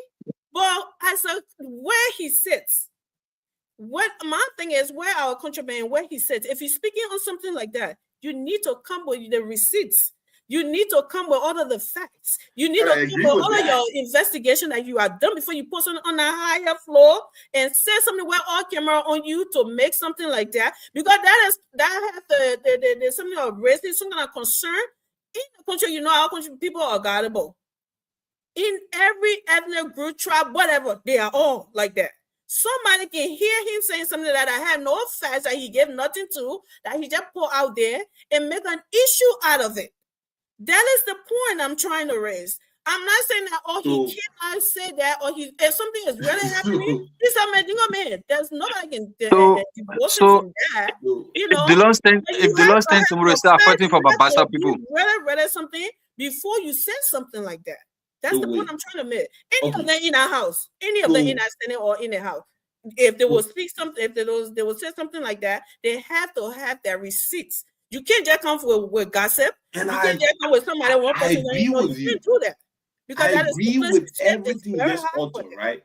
Bring receipts, bring evidence, give us scenario instances where these things have been prevalent, right? I agree with all of that. So Morris is actually telling us that you will have to be a savior to claim the right to say my people. Is that what Morris is saying? So you will actually have to be a warlord, someone who saved their people, to have the moral or standing to say my people. Come on, man. Look, at the end of the day, I agree with you. If I was the one, my man, it will not. Amara Konena representing ethnic. Amara Konena representing ethnic people. And so, He's not in the house representing. Prince Johnson was Amara not Kone just is not representing ethnic people. He was not just representing gay people, was he? He Who? was You not. know what Prince Johnson Okay? You say who? No, of course. And you But know that- that's see the what I'm when we're saying? trying to make the Prince Johnson But fight. Prince Johnson only representing gay people. But He let's fought see. for. He fought for gay people. Has Prince Was Johnson he, I mean, I ask you a question. Was he only representing gay people in the Labrador Senate? I just answer you. He fought for the gay people. That was every time they accuse him. Every time they accuse him, he say I fought for my gay people. But Ture, you're not being fair though, Ture. You're not Believe being me. fair. I mean, who muted me? At the end of the day, You're muting yourself. at the end of the day, Prince Johnson have the right to say my people. I have the right to say my people. Maybe if I'm in leadership, I will be very, very careful of my word choices, right? In saying that, but needless to say, When Prince there Johnson are was in it, inclusive when of Prince Johnson was in the people. Senate, Prince Johnson always fight for the What are Nima you people. talking Prince Johnson about? never say my gay people. Listen, let me say something, right? Yeah, right. Let me, Ture, you say your own. Let me say something. You are using the example wrongly, right? No, I will not And use this that. is what I said. This is why I'm saying it. You keep bringing up Prince Johnson. Prince Johnson never stood on that floor to talk about like Americana is doing right now. No, he never. Prince Johnson will always says his people Maniba. in Biden when he's being accused of Oh, war and man. economic crimes court. Yeah, because That's when he always come up with that phrase. yeah. They're not Yeah. just get up and say, my people were being haunted. Like Alhaji Kuma have also said. Like other war leader war crime people have already said. So it's not unique to Prince Johnson. Yeah, but it's not people unique were to always Prince looking at him and poking at him, and he knew it. That's why every time they said it to him, he always brought out that defense. I was doing it for my people. It was not something that he stood on the front and said, "Oh my poor beings." I'm not talking on behalf of his people too. No, you don't do Well, that. I'm not talking on behalf of his people. I mean, See, that's the thing, though. it's a give and take. I mean, you can't. No, it's I not mean, a give and take. he's speaking for his people. Stuff and say it like it is. You can't try to kind of have your cake and eat it at the same time. No, it's not give and take. No, I'm not having my cake and eat it at the same time. Is a big. We understand. Oh, he's speaking for By morals and logic, you have to be a Mandingo man. I get it, but that shouldn't He be. he can run if the high one run with it, that's fine. He can run with But it. you should be honest No. about it. Not because he's saying it because I'm a Mandingo man, so I'm going to make it look like there's nothing wrong with that. No, we shouldn't. That's with what he's saying. Look, man, I'm the least person. He needs to go. Well, you're not showing their head tonight. I'm the least But person. Let me tell you. No, you see, there's the numbers thing. on the street and happy. No. I'm just sick and tired about how people like real issues, right? Real issues that people should be discussing, right? Let you finish. Real issue that supposed to be discussing. People don't really give this thing flag though. Children are getting raped in our country every day. Young boys are getting summoned in our country every day. Mm-hmm. They don't run with these stories, right? But just petty thing that actually want to make your national sensationalized headlines. When issues of importance can be discussed in our country, that is my problem. And I'm getting sick of it. I mean, everything important. Every type of the country everything important. Is important. My man, children are getting raped. If we talk about ethnic thing brought war in our country, that's a man. Forget about that ethnic thing, man. You're not bringing no war in our country. And so that's a big issue for us to be discussing. And yes, we should be discussing other issue too. But hold on, what's the name? Say something, and then we'll move on to that. We're supposed to talk about that little boy, by the way. Yeah, hello, Colin. What's your name and where you call us? Thank you. Yeah, thank you very much for the hard work you're putting in. You know, Morris, I really want to, appreciate you, Jeff, for how you for the understanding. You know, to where we can't be emotional with the ethnic group thing. You know, we take a lot of it. Sorry if I call my name, man, but I'm calling from Minnesota. You know, we take a lot of it. To where I put it like this. We were getting slaughtered in the 80s when everybody was saying everything was cool in Liberia. You know, people say sometimes when they do, when our people will go and don't come back. But when you ask Liberians, all of them will say everything was good. So let me put it to you this. That was today, the Grandinian can be rejecting eventually Joshua Blai. You know, when I watched the PRC, that bought making an event at the Joshua Bly. When I watched the PRC, when I heard Captain Edward Slanga, Damos Slanga father, he said that man not even know though. The man away from Sano over there. Joshua stood up for his people. Taylor and his men they were slaughtering, they were bloodthirsty. That's why it is some of us we support you in my country. You will not go around for no money, go all crime person to say, oh yeah, Prince Johnson was just killing people. You would never go around in my country right now for you to get that information. That was some of we listen. And what Maury was saying, Amara Corner is an academia. He's not a warrior, diploma. He's an academia. And that diploma got the right to say my people. He's a warrior. But you wasn't an academia too? He was an academia, but he was a warrior. He was a warrior that stood up for people. When am I not going to the bush for people? No, we want him to say that. He's saying the city. But so you can't really say that you're not representing your ethnic group. You represent the people of Babolu. Now your ethnic group. At that time, my friend Youngin was saying, my people, it was the Malians that were going after. So Amara was just totally wrong for him to come up and say, oh, you know, my ethnic group, and I think, what kind of check for your people will go on for them to be, you know, for them to be established? If happening is wrong. It's totally wrong. The security sector have to look into it. For him to just say that, as a leader, especially as a part of you know, as a center of a country, for him to say that, you know, right now we don't need that type of thing, you know, to be self-familiar. That is an outrage. Thank you, my brother. Thank you for the show. Thank you. Continue. And Marco is not an ordinary person. That's why is the average. All the fully people that I can be saying, I'm not gonna stupid thing. Anybody care about them? But he's a leader, and not just him. All of it did. Someone, Yaya, Nimne, or anybody like who always coming out with these, you know, flea fly floor stuff, that they all should desist from those things because we are not. Well, no longer, we always call them up when we always used to bash at them when they're trying to make things crime people, and try to make it look like there's nothing of such anymore. It's a peaceful Liberia now. Everybody are united. Stop still putting that crime, gear, and every stuff. And we always sat on the show and say that nonsense y'all did. Y'all got everybody in there and people died. All the tribes didn't die. We don't want to hear that again. We always used to be making fun of it while crying. Some friends then would be laughing with. And that's what the people get something when you hear these things from leaders.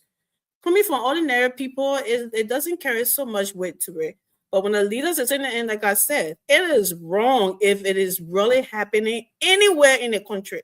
It should be looked into, and people who are doing it should be, how they call it, they should bear the weight, because we shouldn't have anything like that in our country at all. But that was just a statement that he just threw out there, giving no facts, giving nowhere, whatever. He just threw it out there. And as a leader, you don't do that. That's what we're saying. And it has nothing to do with what Prince Johnson was saying. Prince Johnson always Dylan would be making fun, right? Maurice, he said, every time it's time for us to vote on an issue, and we see all the people that tied up with CDC, they are plenty, so I won't reduce the number. I'll just walk and quote down, look on Prince Johnson's side. He said, when I said, why economic crime, Prince Johnson will get mad and walk upside. He said, then I won't vote when I lose. So, you know, it's funny. Those things are funny, but he always, to be honest, whenever people say war and economic crime, he took it personally because he was part of that, you know, top dog during the war, the warlording, and everybody knew. So he always took it personal. That's when he'll be kind of defending himself and then justifying it. Oh, I didn't just say I was doing it for my people. I was doing it for defending him. That's what he said, those things. Not just standing on the floor and saying something out of the ordinary. That's the point we're trying to make. So it's not the same. That's all. But there's nothing wrong with American standing up for Mandingo people, even though he representing Bapolu. But if it's something that is being done to Mandingo people that is broad, that is out there, that everybody's saying, American has every right. I will even come on here and condemn it and speak about it because I have families and friends who are from that ethnic group. But if it's something that is not as a leader, no, you have to be cautious of what you say out of your mouth when you own that in that house. It's a big deal. Anybody, any tribe for that matter, not just Marconi alone. That's all. Go ahead. Yeah, you're talking about the boy, right? The little boy that got raped in the country. Well, what's the name? And I said, is he the boss? What's the guy position that did it at? Remind me. And his name, Morris. You guys, people. Well, from the NSA, I don't really get much information on that whole, because there have been misinformations in the social. I think the information minister even came to make some clarification. I did not listen to some of his clarifications, but I don't get much information. Yeah, I just trying to get, and I heard that this guy is out of prison. Yeah, that's what I heard. They say he out of prison. I know, but that's not true. That's not, the information minister said that's not true. Said the people stay in jail. It's not. I think he said it's not true. Something like that. Okay, so I didn't hear that because I was outraged when I heard that, and I was like, okay, so where does the rape crime thing comes in there? When someone raped, if you're not supposed to, non-billable, right? You're supposed to be in prison to everything, and this guy is not something like it's just allegation. There has been facts proving that he really did harm this little boy. So why is he out there walking around? You know, and I seen a video of his mother and himself. He's really going through it, and I mean, it seems like really sad in our country for people to. So I was actually, something I didn't get the information minister part of the story that is not true, but that's what I wanted to speak on. But yeah. So it will go again. Look, man, any country that does not prioritize women's rights and children's rights, that country will always be in jubu. I'm telling you, because these are the least vulnerable. Well, the most vulnerable. Right. Absolutely. The most vulnerable. I mean, thank you. The most vulnerable in any society. Right. But women are not having run the country up to 1860 something. They are not having run the country. Why? I said women are not having run the country almost up to almost like 50, 60 years ago. They didn't have run the country. That's what he's saying that the right they have now. I don't know. What are you attempting to hold on? What are you trying to imply? You're talking about right. I said they put in her right in the country. So Ellen changed all that, right? What kind of Ellen change everything? Ellen did. All these things are on the book. Yeah, she did. Come on, Maurice. Don't make it seem like you don't know. You don't know these things. All these things were implemented by Ellen get the pool right. They pull her the right before Ellen come. Where you coming from, your Ellen? I mean, it's not about right. I'm talking about protection, Maurice. That's not right. We're talking about brother. We're talking about child protection and women protection. These are stuff that are on the book. U.S. style. That's what we have on the books in Liberia. You know what I'm saying? Ellen, I don't even know that prostitution are crime in Liberia. Let me hear with Ellen business, man. My man, number one, I'm not yet trying to parade with Ellen Fleck. I got a lot of disagreement with Ellen Johnson Sirleaf than you ever imagine. But I'm just saying that there are a lot of things on our books in Liberia that are not being implemented. Like you were saying earlier in your opening about school zone. You know what I'm saying? These are stuff that we've been talking about. Speed limits in school zone. How about this? That's protecting children. Having bars right across the street, see, from a school. Right? Having nightclubs. Right? You got businesses all around schools. You don't start many children in class hearing all these things. You know what I'm saying? Like, what do we have? And all these things are on the book, but they're not being implemented. You know what I'm saying? So what do we have? So we have a broken society. That's what it is. From top to bottom, everything is broken. Right? How do we solve it? I don't know. But I know in due time, things have to change. Right? But this is the thing, I mean. until we can start protecting the most vulnerable in our society, we're gonna have problems. And the fact that we got a lot of women in that gender ministry, right? Right? But Are when they last you even not see working them, anymore since when Ellie last left? you not see them out protesting on anything in our country? And as we speak, even today, somebody got raped. Mm-hmm. You know what I'm saying, right? And a lot of these things are being, I mean, go in abroad and see child pregnancy. Children at the age of 14, 15. You know? Sad. When we were growing up, I don't even know. Mm-hmm. I didn't even say children will get pregnant at that age. You know what I'm saying? But all these things are being discovered right now in Liberia. So what are we doing, right?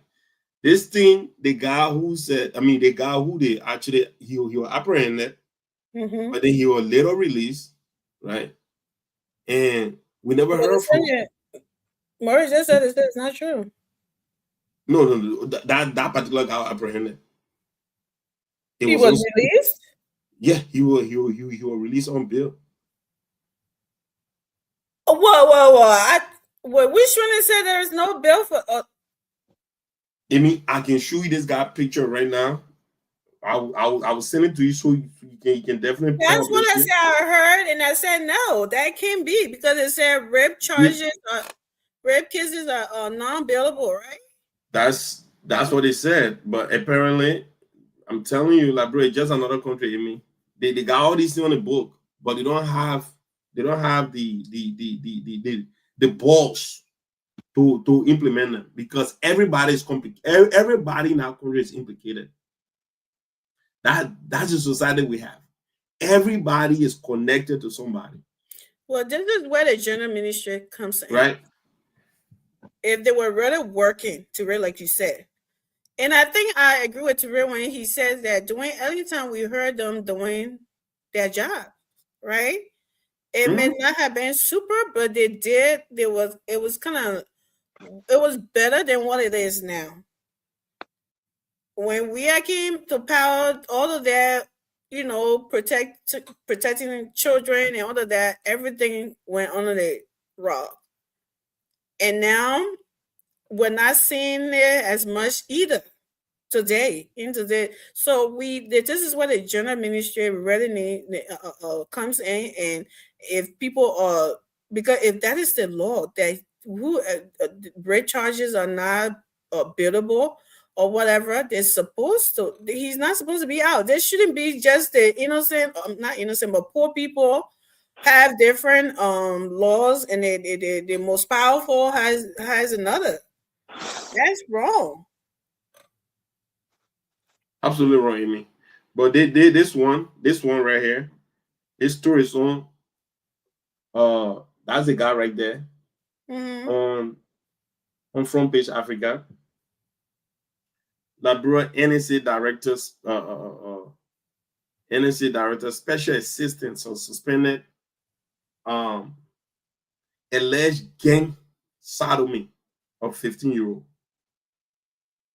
This happened January 9th. Actually, this article published January 9th. They suspected. They suspected alleged perpetrator name is Peter Bonjala, special assistant NSA director.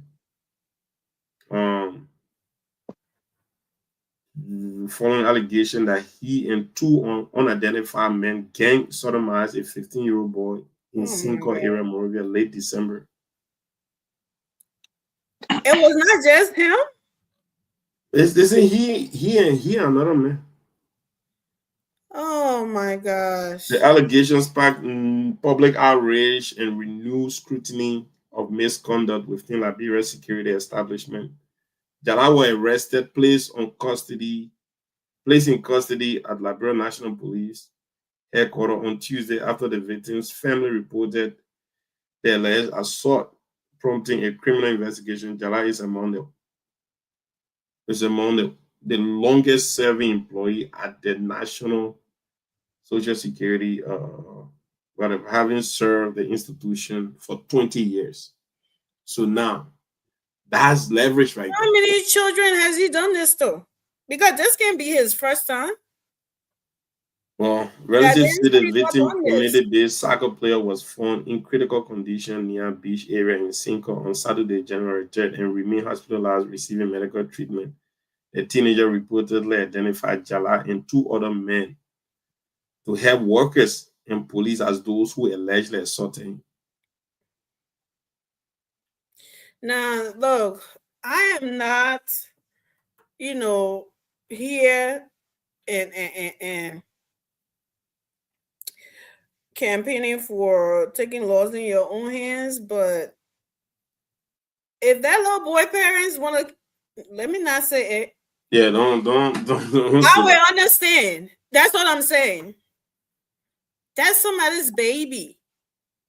14 years old. My son is 11, for goodness sake. That's like 3 years apart.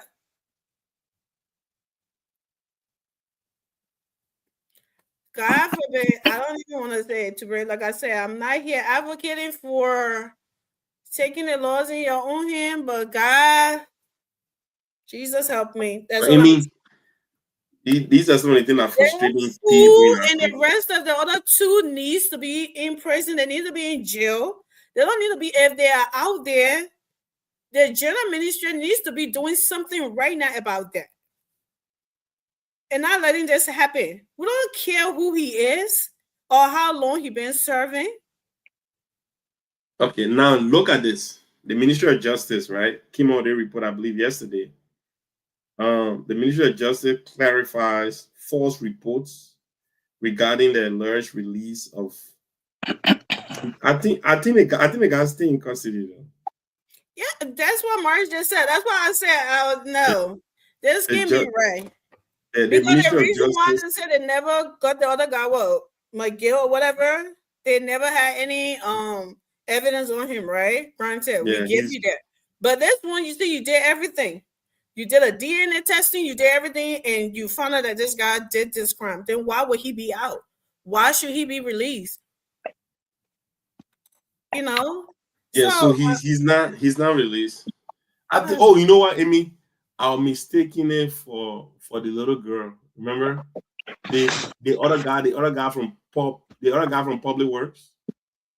Public Works, Youth and Sports. Youth and Sports. My bad. That's the one I'm talking about. They seen no evidence. He was released. He was released, but this other guy, he's still here. So the ministry categorically states that these reports are false and misleading under Liberian law. Aggravated involuntary sodomy of a minor constitute a statutory rape offense, and is classified as non-bailable offense until final adjudication by a court of competent jurisdiction. The law is clear and leaves no room for administrative discretion in such matters. Furthermore, any release of a defendant lawfully in custody will have required formal order issued by the court of competent jurisdiction. As of date of this release, the Ministry of Justice has not received any court order authorizing the release of Mr. Jala. So the guy he's still behind bar. Thank God, alhamdulillah. Thank God he's behind bar. Because that child is suffering. I seen a video and it broke my heart so bad. Yeah, a lot of disgusting things. I can't even watch it. A little boy, all the gay men in Liberia, you will go catch somebody's child to do that to?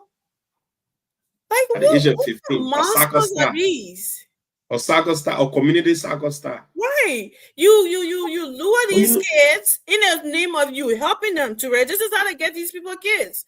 Like they want to help them. They want to buy their jerseys. They want to buy their boots and stuff. Yeah, exactly. Yeah, and then these kids get they come here around them because they're excited. They want these things for their team. They want to, and then you use that. Predators. That's what they do. They prey on these kids, and you got a lot of them in our country. Plenty of them. Plenty. You know what I'm saying? Be careful. And they're always going for popular young boys. for some To weird ass destroy reason, their right? future. You know, it is absolutely disgusting. But again, I'm so excited reading this thing and the justice ministry coming with this absolute robust, you know, not I'm talking anything that Mr. Jala stay behind. That is absolutely. I mean, I'm excited. I come Leo. Yeah, Maurice, if The one you don't have anything to add on this, because like I'm sorry, but this is where I would say bring that MF here and put him in jail in America. Let him make him to pick up the soap and see how that work for a little baby. Drop the soap for that food. That's what they do to people. Like you know, when I mean, these are not things that you really see happening in that used to, right? At least used to see happening in Africa, right? But nowadays, like you can't trust anybody. Africa is not a continent anymore that people are, oh, you know, it takes a village, you know, the whole neighborhood watch your kids. Don't do that anymore. You gotta be careful with people now. The neighbors said make sure you be looking at your neighbors with a corner eye when it comes to your kids now, because the world is so evil today, like it's ridiculous. Like who let me do my closing so I can. Yeah, I'm just so speechless. I was so hurt today seeing that video with that little boy suffering in it. Like, what? My Lord help me. I don't know. I pray, you know, all you can do right now is to pray for him and his mother. I can't even imagine the pain she's going through. That's all I can say. Like, it's horrible. But good thing he's still behind bars. And I pray that nobody play with this. He needs to stay there for life, because they already said they found DNA, everything that he did the crime. So there should be no reason why he should go free or even be found not guilty to walk outside as a free man anymore. But go ahead, Maurice. Yeah, I mean it was a good show. We're trying to come here every now and then. Look, leaders have to be careful how they speak, because they have the larger platform. So they always have to be cognizant as what to say, what to put out there, because they got a lot of followers. They got a lot of people that believe in them. You know, I remember during our war, a lot of people got manhandle, you know, just because the leaders say, "Mama, you tell that man from here." The people understand it different. They care that man. They do different things with that man. Just because the leaders say, "Mama, I don't want to say that man," they got different understanding. They carry that man behind the house. They do something. So leaders have to be careful what they say. They have to be very careful. Leaders don't just speak like the ordinary people, because they got a larger platform. I give you one quick story. You all know the India guy, the former the way by Indian movie actor. They got Amitabh Bachchan. Anthony, that's my mom's boyfriend. Oh, yeah, Amitabh Bachchan. That's my boyfriend in her head. Yeah, in 1984 in India, I think they're one of the leader, one of the I don't know, is a Gandhi, something related to Gandhi. One of the leader got killed. So when the guy got killed, they accused the sheikh, you know, the people that can put the taboo, the stone on their head, the six. They said they don't want to kill this guy. So Amitabh, but then he was a popular guy, very popular. So he made a statement that go and the thing I'm telling you, go on Google right now, you see that story, you see that information on Google. So Amitabh Bachchan, he made a statement that we'll go after them, we'll go house to house and after them. He made that statement. And what happened? The people started going after those people, going after them, bringing them in the night. They do a whole lot of things. I don't want to say, give some of them. So what happened? In America, in 1984, Amitabh was sued by the Sikh community. They sued him in 1984 in LA. He was found guilty. He paid huge damage because they say he was the cause. Just by that statement, we'll go after them. So when you're leader, you got followers, you don't just speak like ordinary.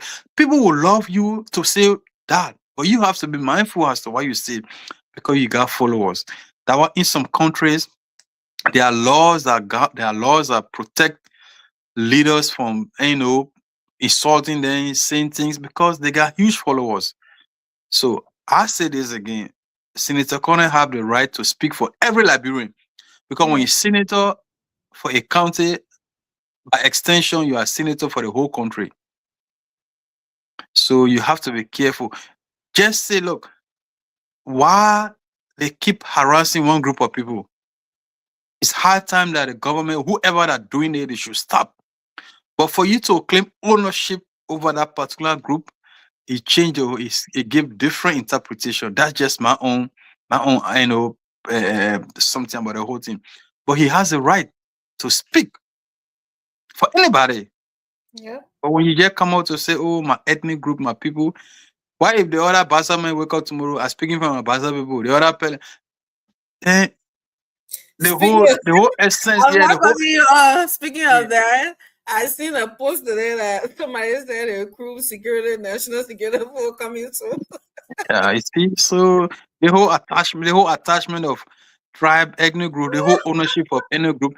There's a way you can send your message out there that it will not have different connotations or different interpretations, But I mean, it was a good one. We'll come here every now and then to give our own perspective on issues. That's our right. Yeah,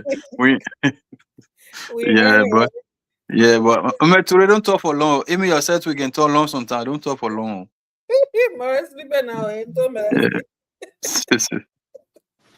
Okay, look. At the end of the day, I will come on this platform every night to give our not only our perspective, but our independent perspective, right? Mm-hmm. And just that, because I truly believe the day we lost our independence to speak to the best of our ability, then we have lost ourselves and our soul, right? And I don't think any man or woman deserve to be moving around with a lost soul. So we're not going to do that. So we agree to disagree, and we do so respectfully. And the day we all agree on the same thing, I think that will be the end of the world. And we still want this world to continue because we take our children into race. But having said all that, there's the thing. We have had so many things going on, which of course we did not talk about. And I'm going to include that in my closing. That is the Fulanese issues. We did talk that about thing, that. I personally believe, I truly believe that thing was taken out of context, taken out of absolute proportion, that there's a segment of the population that is trying to fear monger, trying to turn a thing into something that is absolutely not a thing. If anybody can actually come to their rightful mind and think about this, why is it that nobody heard about this whole year round until during the beginning of Ramadan? So that shows that this group does not exist all year round until during Ramadan. Hello. Okay. Have you seen that before? Absolutely. These people, they don't do anything outside of Ramadan. All right. After Ramadan, you're not going to see them around until Ramadan. And this is the thing. Even in Philadelphia, where I'm at, even though I don't live in Philly, but I pray there, our masjid got 3 private police officers. Or at least security guards. I'm not going to call them police officers. Thank you. Security guards, okay? But these are security guards that are carrying weapons. Hello. From a security firm, right? These Fulanese don't have any weapon. They don't even have a tune for crying out loud. Okay? So why are we fear-mongering? And this is coming from my own sister, Tunes Ture.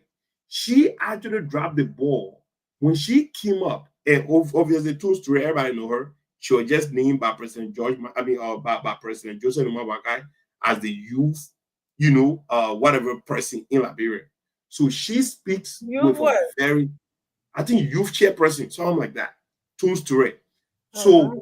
she came up with absolute unfounded claims, you know, talking about absolute nonsense. Now, my own sister, I love her. My little sister, I love her to death. But I think she was absolutely ill-intentioned. And what she said was absolutely far from the truth. But why are you trying to crucify her? We disagree. We agree to disagree, Yeah, right? but I'm crucifying because her choice of words were very, very bad. Well, You know she what I mean? can't. She When can't you agree start with you. when you She start got to a different view. no. But you see, like I said, for me, Independent view. I would probably flog my little sister, right? Publicly, right? Just knowing that nobody is safe. Okay. So when she started equipping that vigilante security guard corps, not even vigilante, I don't know why I keep saying vigilante group, like a security, group, that these are ISIS like Boko Haram, like terrorism and stuff like that. That is absolutely ridiculous. And for a public figure like that to be saying these things, writing these things on social media, I thought that was absolutely bad, right? Right? And I really hope she will come back and retract those statements, all right? Because to whom much is given, much is required. We're talking about Amara Conan today, like Maurice is saying that he need to like retort his assertion, which of course I agree with Maurice, but partly I also agree people should be able to express themselves in their entirety and how they feel about situation. Oh wow! I remember that. But that's just how I feel, right? So let us not try to make things, give it weight that it does not deserve. Let's stop the fear mongering. Let's do that. After Ramadan, if you ever hear about the group again, then you should call me to a puppy dog. Okay? This group is only instituted to protect people because during Ramadan, people are traveling at nighttime. And if you know anything about night, I go to Labro. I don't even venture getting out at night to go for Fajr prayer at night because I know it's not safe. I know it's not safe for me opening my door and going to the local mosque for Fajr prayer. Mm-hmm. You know what I'm saying? So if people are there to protect people to go to the mosque, right? And people, they don't have gun, they don't have knife. I mean, come on, man. Why are we? And AB Kroma, those guys been that security something there for all these years. That this guy been existing since 2011. You know what I'm saying? So why are we bringing each other in now? And this is coming from a group of people that did not have any connection to any disturbance, to any hostility, to any crime, to any violence in the country. I would be alarmed when somebody would have told me that Madingo people are grouping themselves. You know what I'm saying? Or the Congo people grouping themselves. Or the Gio people, or the Grand Gideon, or the Loma people, right? Because these are a group of people that are historically known for violence in the country. Because they all had their, groups and stuff like that. Oh, you just got it wrong with the Congo people. The Congo people did not have any.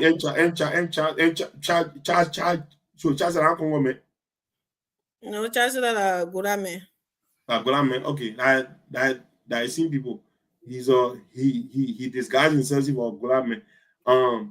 But you know exactly what I'm talking about. Matter of fact, as somebody even call himself Parliament too. But I you were Brian on your lower. So it tells you if you choose one time for Grammy, you can always choose about the Parliament. Then again, Dakpana, they gave one of the most sacred names. One of the most sacred names in our Pele arrangement, Dakpana. But look, let me tell you, if people come and tell me, say, Manungo Pona group themselves in some kind of compound, something like that, I'll be concerned. Right? As a Manungo man, I'll be concerned because I know what's up.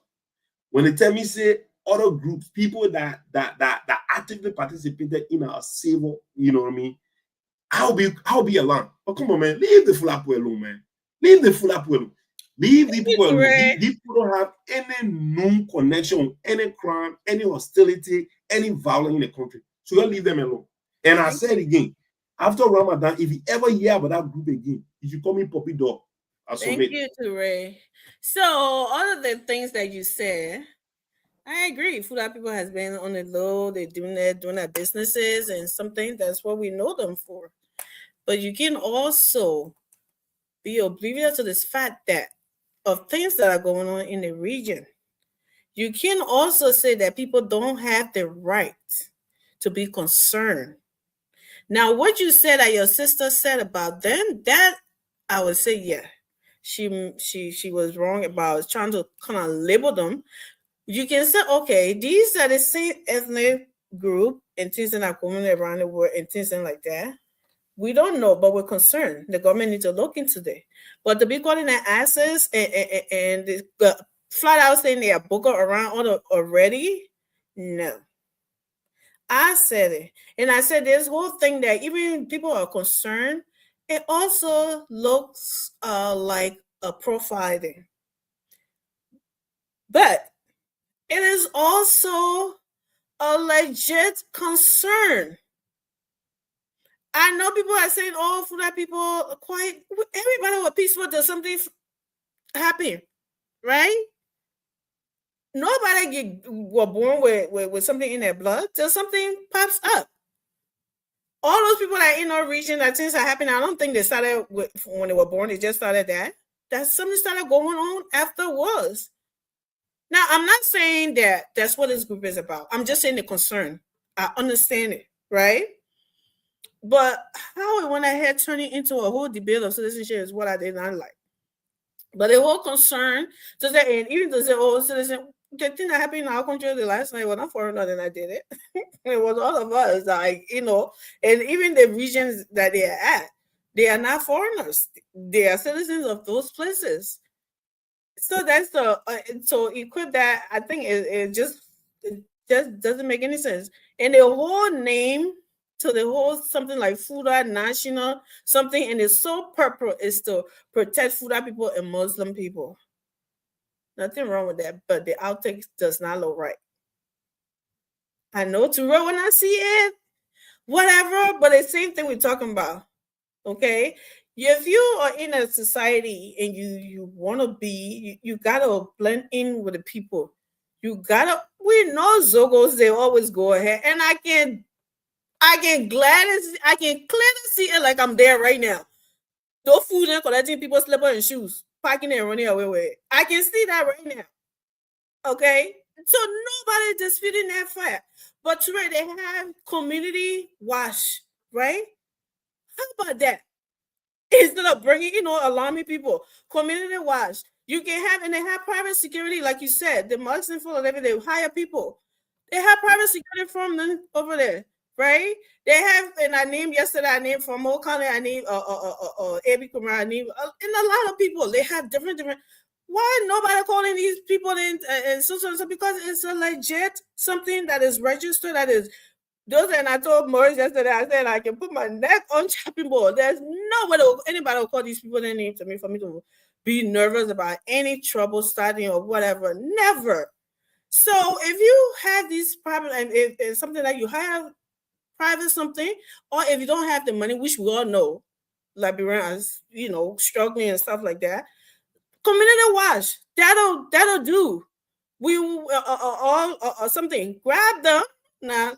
I'm not the one to sending for violence again. But what that boy 1 or 2 times with writing, they will not come back. Don't kill them. They will not come back. But the whole idea of having a whole squad with uniform and everything and sitting there and speaking nothing but Fula, it gave everybody like, what the hell is going on here? It gave everybody that whole Nigeria vibe. And so, in which I said, like I said, not to just go and just start accusing people. No, but look into them. They can have a surveillance on them. They can look into it. They can investigate. All of that can be done. But to just say it is this and nothing wrong with it is stupid to think that I don't think we would be, who's in the back? I'm sorry, go home. When you come here, you come and say close or something, you open to. But yeah, I think it would have been something, but it kind of gave a little nervous vibe. Which, and I would be flat out and saying, I've been saying is that it sounds profiling. It's not right. Fulani people are not there. They are not troublemakers. They are not. They've always been there doing their businesses and stuff like that, and everything. That's who they have been known for. And you have a lot of Fulani people that people know, people something around, but as human beings, like there's no stand up by you before you see Lisa till you'll be jumping off, grabbing on the wall. I think that's what's going on. The nervous fact. All that needs to be done is that people don't just need to be labeling people, just that it's concerning the government need to look into that or something so like that. And that's all that needs to be said to that. But for people to say don't have no concern because they put out no, there's always first time for everything. And we will be blind to sit there and say we cannot to say Liberia is immune to anything that going on in the region, to say that we shouldn't be careful, we shouldn't be watchful and something like that. No, we will be really, really dishonest to think that way. That's all it is. And I that's all. Just look into it and just find out. And they said they've been operating since when? They said they work along with the Liberian National Police. They're saying no. Just the ministry is saying no. More alarm. So, I mean, come on, let's be real on these things sometimes too. Well, thank you. Well, sorry, please close on some of you. They will be on. We're going now. Morris sleeping now. Well, thank you. And let me say good morning to you and Morris Touré. By the way, congratulations. That's Mr. Touré to you. Congratulations on your achievement. I just got to know in 2 or 3 days, that the brother got married. 2 or 3 days. I'm telling you. So we'll find you. So Liberia, we it's sad that sometimes we take issue above a limit, and historical fact has shown that we always escalate issues that doesn't make certain sense. And for me, I don't want to go in depth with the legality aspect of the whole Fulani grouping and all the stuff and things. Mm-hmm. But I think there are a lot of grouping. I don't think sometimes people want to come up with some of the consent, and you don't want to be automatically dismissive of some of the concerns raised. But I think that an issue we waste our time on, and people try to tribalize and make it more religious. That doesn't make sense in our country. And when you look at the history of Liberia, we know where we came from. We know what was the root cause of some of the things that happened in our country. So always I will always talk about people being rehabilitated. And basically we just restrict to people who are in the dump side, our brother Zogo. But people need to be rehabilitated from the minds. Mm-hmm. People need to be reintegrated back into society because there are certain mindsets people live within that country. It makes us not just, sometimes we discuss government, type of mindset, how people think about governance, how governance should be. But holistically, when you look at the behavior of Liberia, it is what and extremely very, very discouraging. And I think we have to look at that as society. There are issues we can handle beyond the normal level. You will see people escalating it to every angle, right? And at the end of the day, it just becomes like the usual mere talks, because every week in Liberia there is a conversation that you will see. And I mean, for me, I'm more concerned about how we can make progress with fruitful conversation, but not conversation that doesn't in any way, in my mind, make certain sense, right? Like I said, we can look at some of the legit concern, but there has been a series of grouping into that country that you will talk about that been doing well when it comes to helping the Liberian National Police and other security apparatus. You talk about the Kapao. They got Kapao over there. They usually there in collaboration with the police helping the police with crimes and all these stuff. There are a lot of cities that grouping over there. They got their security slants, they got their uniform, they got their ID card that they being identified with. But in Liberia, like I said, the mindset need to be changed, and we need to work on holistically. We need to work on a lot of things before we make progress in that country. Because at the end of the day, it's not helping us. It's not helping us in any way.